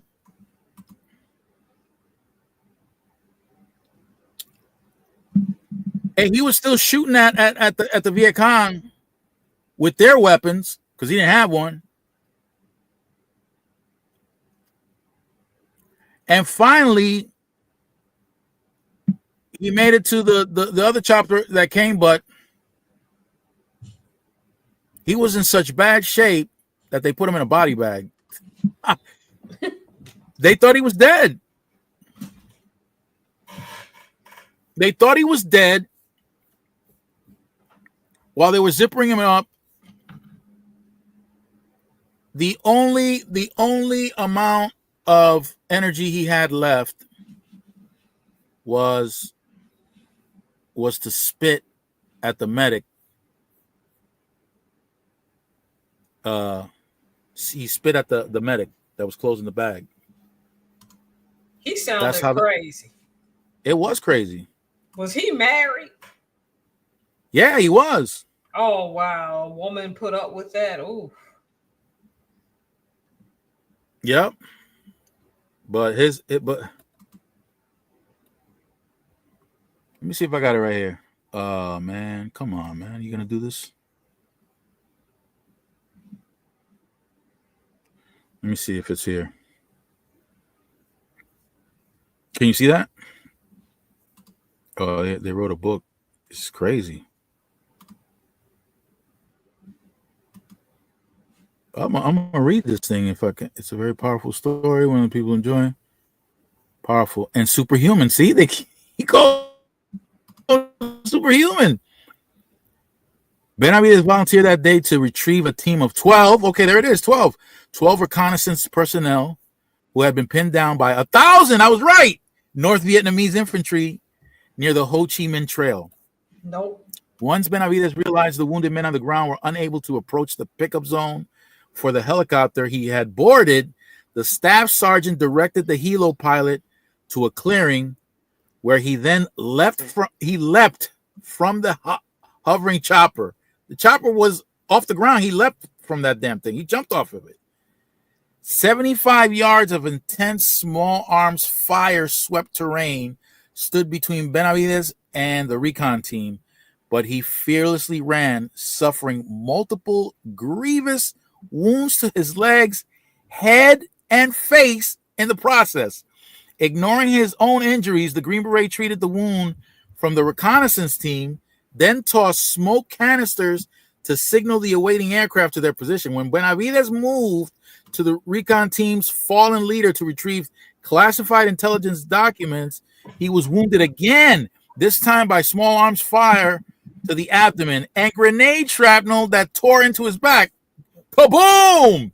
Ooh. Just then, the awaiting helicopter crashed when its pilot was mortally wounded. But Benavidez did not hesitate, moving to the wreckage and assisting the wounded, organizing survivors into a defensive perimeter and resupplying those in the fight with water and munitions. As he rendered medical aid to another soldier, Benavidez was hit yet again by small arms fire.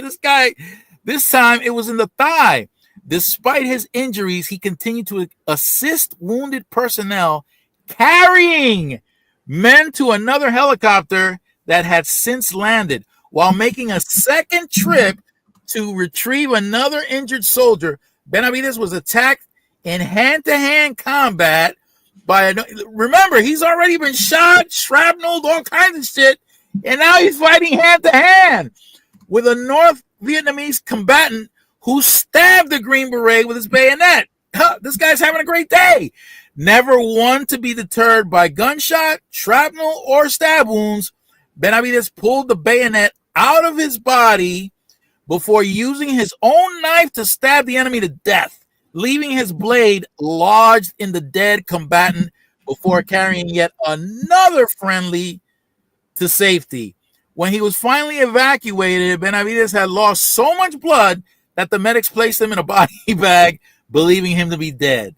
A doctor began to zip up the body bag, which was next to deceased soldiers, until an exhausted Benavides spat in his face, a last-ditch effort to signal he was still in the fight.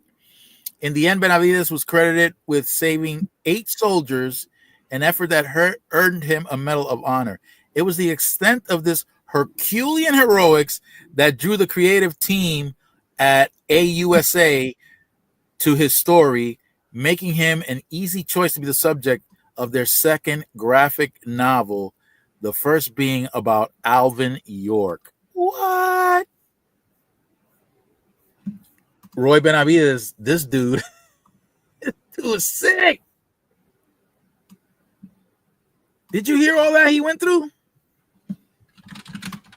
Yeah. Roy Benavides was oh my goodness. His story, you'll find his story on YouTube, because there are a lot of people, there are a lot of ex-soldiers that react to his life story. It is insane. Because you couldn't get by with that now. What do you mean? The what? With what? What that guy did. Oh. If you got injured, they're going to insist you get out, and that's the end of it. Okay, now here's the thing, though. That mission, that reconnaissance mission, that was ultra top secret.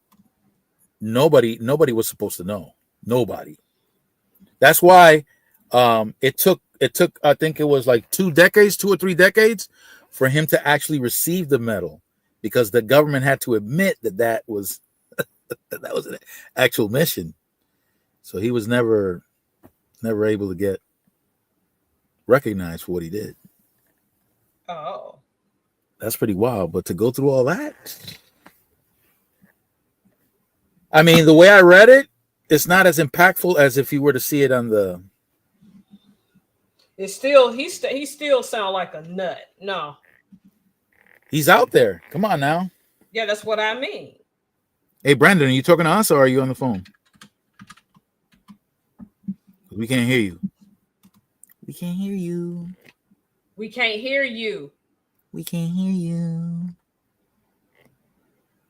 Oh, Lord. Benavides got your voice, man. We can't hear you, boo-boo.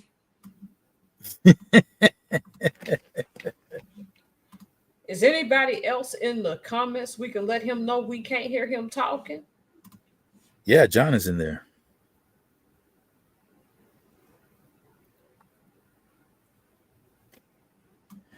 Yeah, you're muted.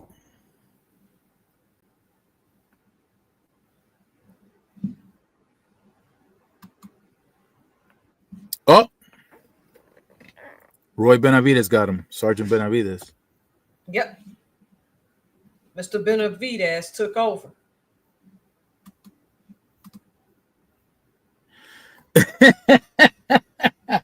Whatever. Are you going to be home for Thanksgiving? I don't even know. Oh. Yeah, I don't even know.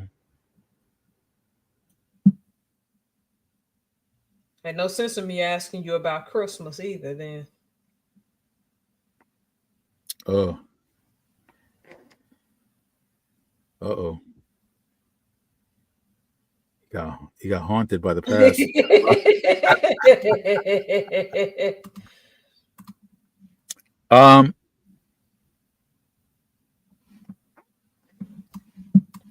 Let me see if I can send the link. Link should be on the top, no? Isn't it on the top, Brandon? Or is it gone? Oh, it must be gone. No, that ain't it.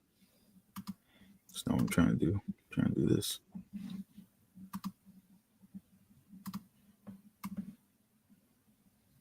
Get it? Can I get it up? That's none of your business. You're silly. Crack me up. There it is.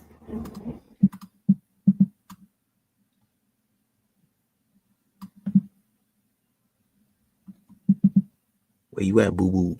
Boo boo. Yes, boo boo.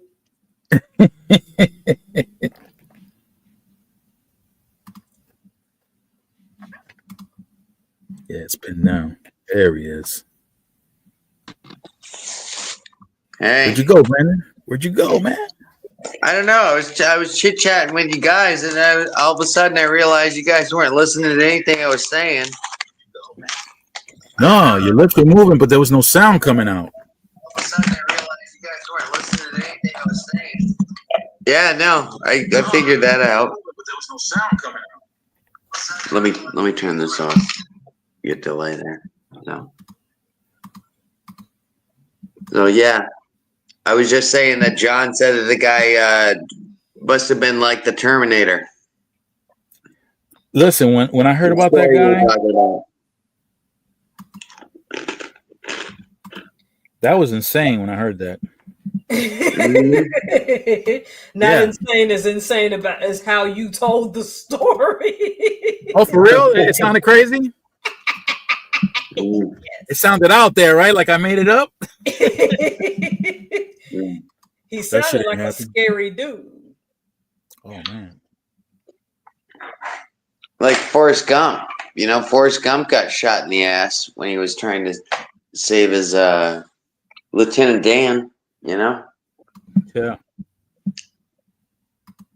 Yep. You got to do what you got to do in those situations, though, you know, in all seriousness. Listen, war sucks. I've never been in war, but thank God, and me neither. I've had moments when I've been scared, real scared, because I've had some knuckleheads with firearms, with bad intentions. My scariest point in my life was when a police officer, he's about freaking 10 years younger than me, was probably 25 years old, and the police officer was holding his gun to my head, and he was shaking so bad. I looked at him and I said, "Whoa, calm down. I'm not moving. I'm not doing nothing. Whatever you say, just calm down." But the guy was so young and so scared. I'm like, I honestly thought I was going to get shot, you know? This is interesting. You said something, and I learned early in the game that there is one thing you should not say to anybody. Calm down. What's that? Calm down. Oh, yeah. They actually, I worked for the grocery store over here, and they tell you never say "calm down" to somebody. They taught me that in the. I learned that the hard way. I learned that the hard way. What? You want me to calm down, motherfucker? Yeah, that escalate. Those are terms that escalate. Yeah. Well, I didn't know. I just had a guy shaking. He was so scared. He was shaking, and he had a gun pointed at me. And it's like, I was just like, "Hey, calm down." You know, it's probably the scariest point of my life, because I knew that this kid had a trigger finger. I mean, it only took one little second for him to. He was more scared than I was. And I'm the alleged criminal at the time. You know what I mean? Right. And it was like, whoa. Let's calm down a little bit. Let's calm down. Whatever you want, I'm going to do. Just, just kind of keep your finger a little bit away from that trigger, buddy. Yeah. Some people can't be cops. They don't have. Yeah. They don't have what it takes to really be a cop. I hear all these. He's probably. I hear some cops. I hear cops justifying shootings. It's a bunch of nonsense. Listen, the New York City Police Department at one time was divided into 3 segments. You had regular PD, you had transit PD, and then you had housing PD. Of the 3, housing PD was the most dangerous of the 3. I believe it too because of the domestic disputes. That's exactly the reason why. Those domestic disputes yield some horrible results. Solomon, were you a police officer? I was a correction officer. Okay. Yep. I remember that a little bit. What's that? I said I remembered that a little bit. Go ahead. I'm sorry, I didn't mean to interrupt. No, yeah, definitely. That's a different animal because you could act as tough as you want. Problem is, you don't have a gun in there, and you're surrounded, and you're locked in. You're locked in. You're surrounded, and it's 50-to-1 ratio.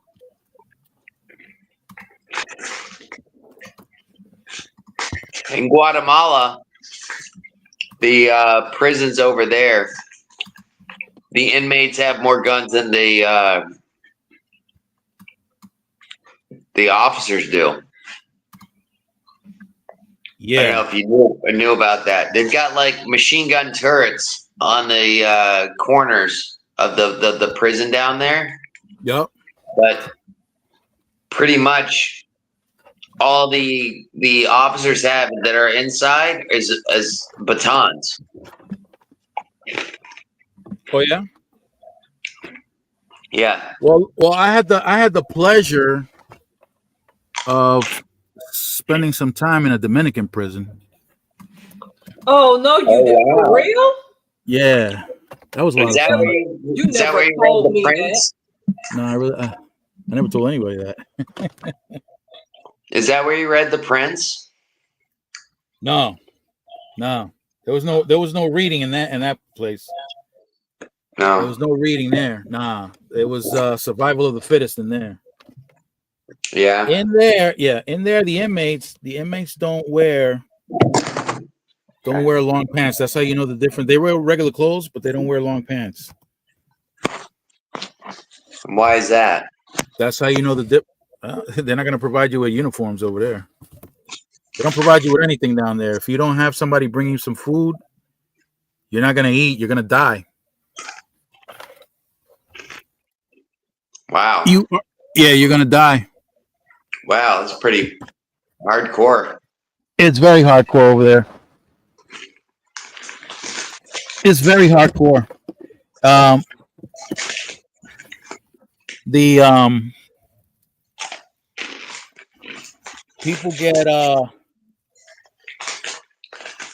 People get taken out over there regularly. They have to build a wall in the courtyard to try to reduce the amount of people that get killed every day. Every day, people get killed over there. Yeah. So you got to wear shorts. They allow prostitutes in. They allow all kinds of stuff in. They got their own little stores in there. Stores. I mean, stores like stores and prostitutes, boo boo. Yeah. It ain't commissary. It's actual stores. Like if you wanted to buy a can of beans, some rice, and all that stuff, they got stores in there. That's ridiculous. Yeah. Mm-hmm. Why is it even prison, man? Well, it's prison because there's no guarantee you're gonna come out alive out of there. Yeah. That's not your sentence, but you never know. When you arrive there, okay, because I'm from the capital, you got to go to whatever neighborhood you're from. That's how the prison is divided by neighborhoods. So if you're from Luperón, for example, you got to find people from Luperón, and then that's where you gotta go, and you got to be real careful stepping out of bounds or anything like that. These dudes have machetes in there. They'll hack you up to pieces. I don't know what it is with the Caribbean guys and the machetes, man. Machetes rule back home. Those Jamaican guys, you know. Oh, and they are very good at wielding that thing. Very good. Yeah. I saw a fight. I went to go when I was out visiting my uncle. I saw a fight. You ever have to crack a coconut with the machete? No, I don't play around with that thing. These guys, the way they swing that thing at that coconut. If you ain't proficient at that, you could easily take off some fingers or an entire hand, because those machetes that they keep are sharp. I saw a fight go down when I went to go visit my uncle. They both unalived each other. For real? Yeah, I believe it. They both unalived each other from the wounds that they received. They both unalived each other. I forget what it was about too. But they were swinging that thing. All you heard was whoosh-ching, whoosh-ching. They was going off. It was like a fencing match, just with machetes. Is that what you're saying? Let me see. One dude had his whole ear chopped off. Oh wait. Yeah, and then the other one got caught in the clavicle right up here. Oh no. Yeah, it got nasty. They bled out. They both bled out. Ooh. Yeah, yeah. Well, if it was just the ear, it would have just been a normal Mike Tyson fight, you know? So if he had bit him, yeah. If there were no machetes, just bite him and it's a wrap. But no, these dudes was swinging these damn things. Yeah. Yeah. I used to grow up with a kid in high school. He was a Jamaican boy, and he was born in Jamaica. He was over here with us, and we were hanging out, and we were I didn't hang out with the good kids. Let's just put it that way. You know? Okay. I hung out with the troublemakers, you know. And this kid always kept a little boot knife on him, and he kept saying, if this guy says something, I'm gonna stab the shit out of him. Yeah. And he would always say that. And I'm like, hey, calm down. You know, we say, guy, calm down, man. He's just saying something. Sure as shit, the guy fucking stabs a guy to death and ends up in prison. You know? Yeah. Oh yeah, that's he wasn't talking shit. He's like, I'll stab the shit out of him. And he did to somebody. Yeah. Yeah. Back home, there was a lot of that back home. A lot of that. Mm-hmm. I remember one of my cousins went down to go visit another cousin, and he told him, "Listen, man, this dude's on my back. I gotta." My other cousin told him, "Listen, just take care of it here. Take this." Gave him a knife, and when my other cousin went back home, went to the bar where this guy was giving him trouble. He left that dude looking like Swiss cheese, laid out on the floor, leaking. Oh wow. Yep, leaking. I saw a lot of that growing up. A lot of stabbings. Woo. Well, when I was in, what was it, 5th grade? By the time I was in 5th grade, I already kept the switchblade on me. You had to. Did I freeze? Professor, you there? Yeah, I'm here. Oh, okay. I think John froze. Okay.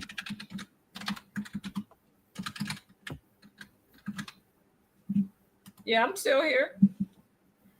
Yeah, it was not fun. It was critical in there in that facility in Dominican Republic. Man, the heat, it was crazy. Yeah, but they allow prostitutes in, but scabby looking chicks. Ooh. But they would go in there and make their money. But you got to be careful. You can't just drift around there. The facility is open for you to walk all over the place. But you didn't want to cross into certain territories because they'd take you out. Makes sense. Yeah, you have to stay within your group, wherever you. Well, that's what it is. His phone died. Oh, okay. Yeah. And so the police, right? The police have guns and they get to pick and choose who they want to pull over or stop or whatever. But when you're in a correctional facility, when you're in there, locked up in there with them, you're locked in there with them. Oh. If something jumps off, they're not just going to open the door because they want to contain whatever's going on. So you in there with them. 50-1. I don't understand how women could do that and go in a men's prison. For women, it's a little easier, provided that their power doesn't go to their head. But they usually give them a pass. Women don't get the same treatment that men do, because men, they have that respect because of their daughters, because of their wives, because of their parents, whatever the case is.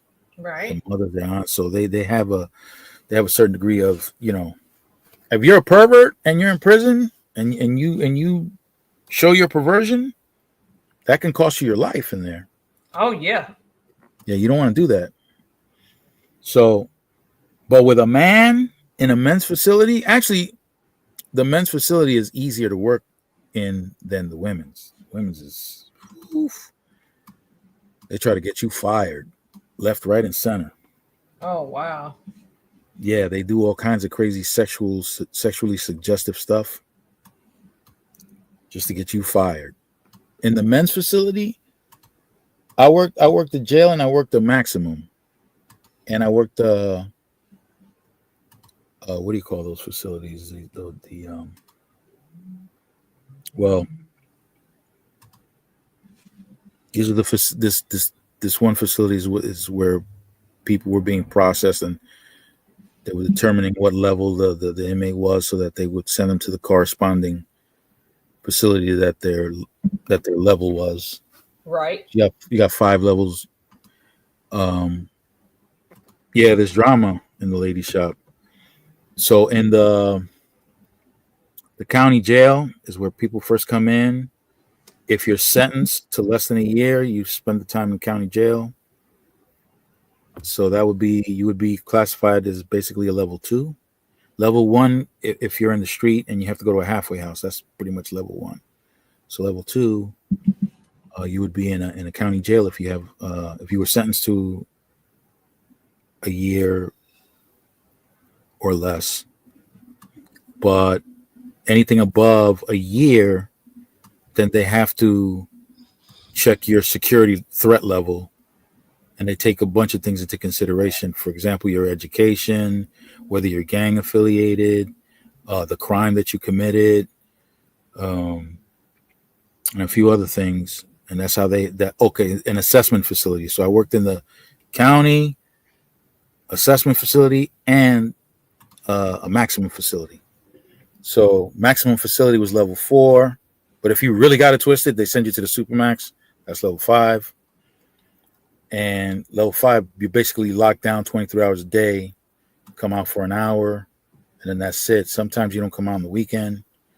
So that's a level 5.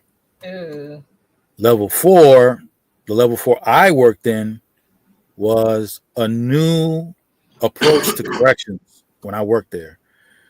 So they were out way more, and they were expecting us, the officers, to walk amongst them. We have to walk around constantly, walking around, have conversation with them, get to know them. And this was in United States or Dominican Republic? Here. That was here. Okay. That's me as an officer, not as an inmate. That's what I was asking. Yeah. So they wanted the officer to serve as an example as part of the whole reduction of recidivism. So in an attempt to reduce the recidivism, one of the things that they wanted the officer to do is to engage with the inmate population professionally. Not using profanity, not going crazy. Everything keeping a level head. Keeping everything cool. Everything that I didn't do. Oh wow! Okay. Yeah. Because that's what a bouncer does in the bar. The bouncer not just some big tough guy to Right. He's supposed to decelerate break up or fights. de-escalate. He's supposed to de-escalate Actually, situations. there to chill the situation down. When Right. you get somebody with a cool head, they're better off than the guy that's 6'5" and ready to fight. You know. Right. Well, when you're a correction officer and you're in prison, especially in the maximum, The or echo even here at, is crazy. I'm sorry, Solomon. I'm trying to concentrate to hear you. oh, okay. So in a maximum and medium level facility, you only have one weapon, and that's your mouth. So you have to develop good interpersonal communication skills. So when you're surrounded, actually, yeah, when it's 50-1, yeah, you got to know how to handle the situation. And how do I explain this? You know, they size you up. They know if you're a punk or not. Oh yeah. And if you're a punk, then you're you just see. yeah. I don't know how to explain. There's no words to explain it. You can just spot somebody and just look and say, "Oh, this guy's." Yeah, well, you know, they say things, they approach you, they do things to check you to see how you respond. Yeah. And that's all part of what they learn through. He said that you said this about me. What's his name? Slim? What? Iceberg Slim, pimp. Iceberg Slim, pimp. The book.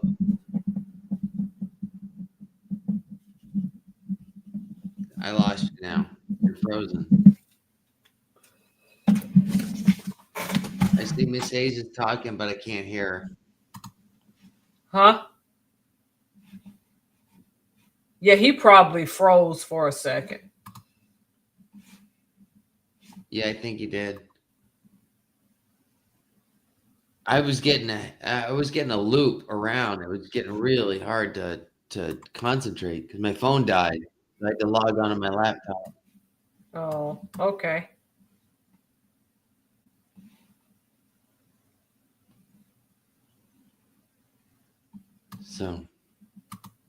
So how long were you in the Navy for, Miss Helms? 8 years. 8 years? Yeah, from 1999 to 2007.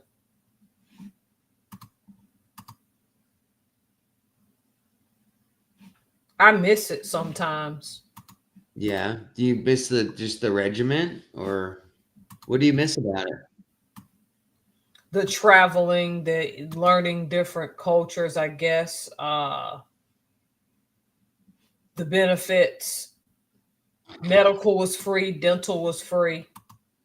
For us anyway. I know somebody paid for it, but I mean, we didn't come directly out of pocket. Yeah.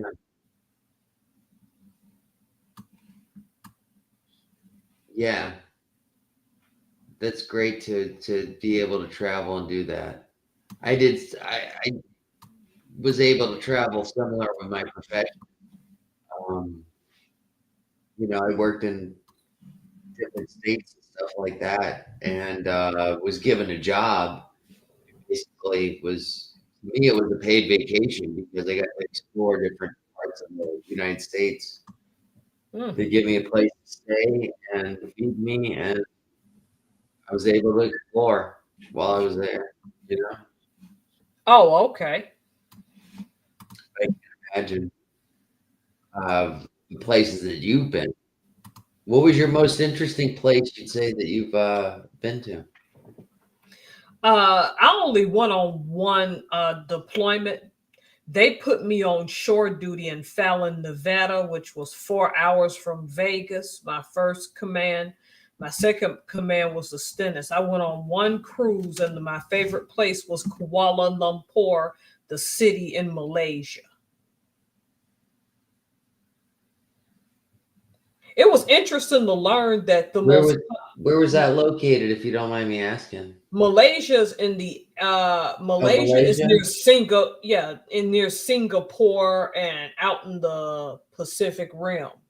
It's not an island, it's landlocked. It's a land country. I wouldn't say it's landlocked, but it was at one point Malaysia and Singapore were part of the same thing, but they split up to two different countries. The most common reason in Malaysia that back then when I visited that a construction worker would die is from the bite of a snake, like a cobra. Not because they fell off scaffolding, not because of their job, but because they were bit by a cobra. The movie Entrapment with, I think, Sean Connery, the two twin towers in Malaysia. I didn't get to see the twin towers. Yep, Entrapment. That's what that was. Malaysia's kind of hard to explain, but I loved it there.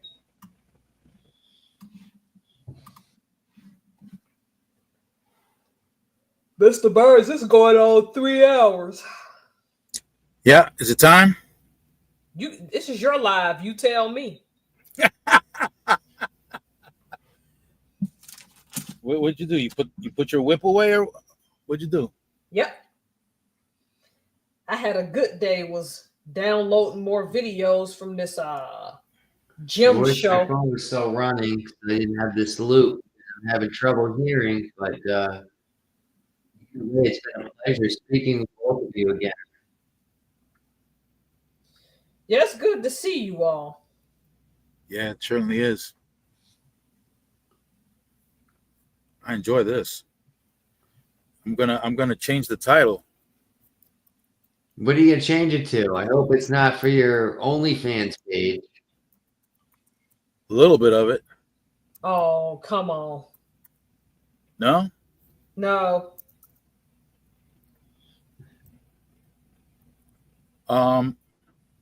Do I usually put the date on the Saturday Night Live? Hold on. I don't remember that part. I don't remember.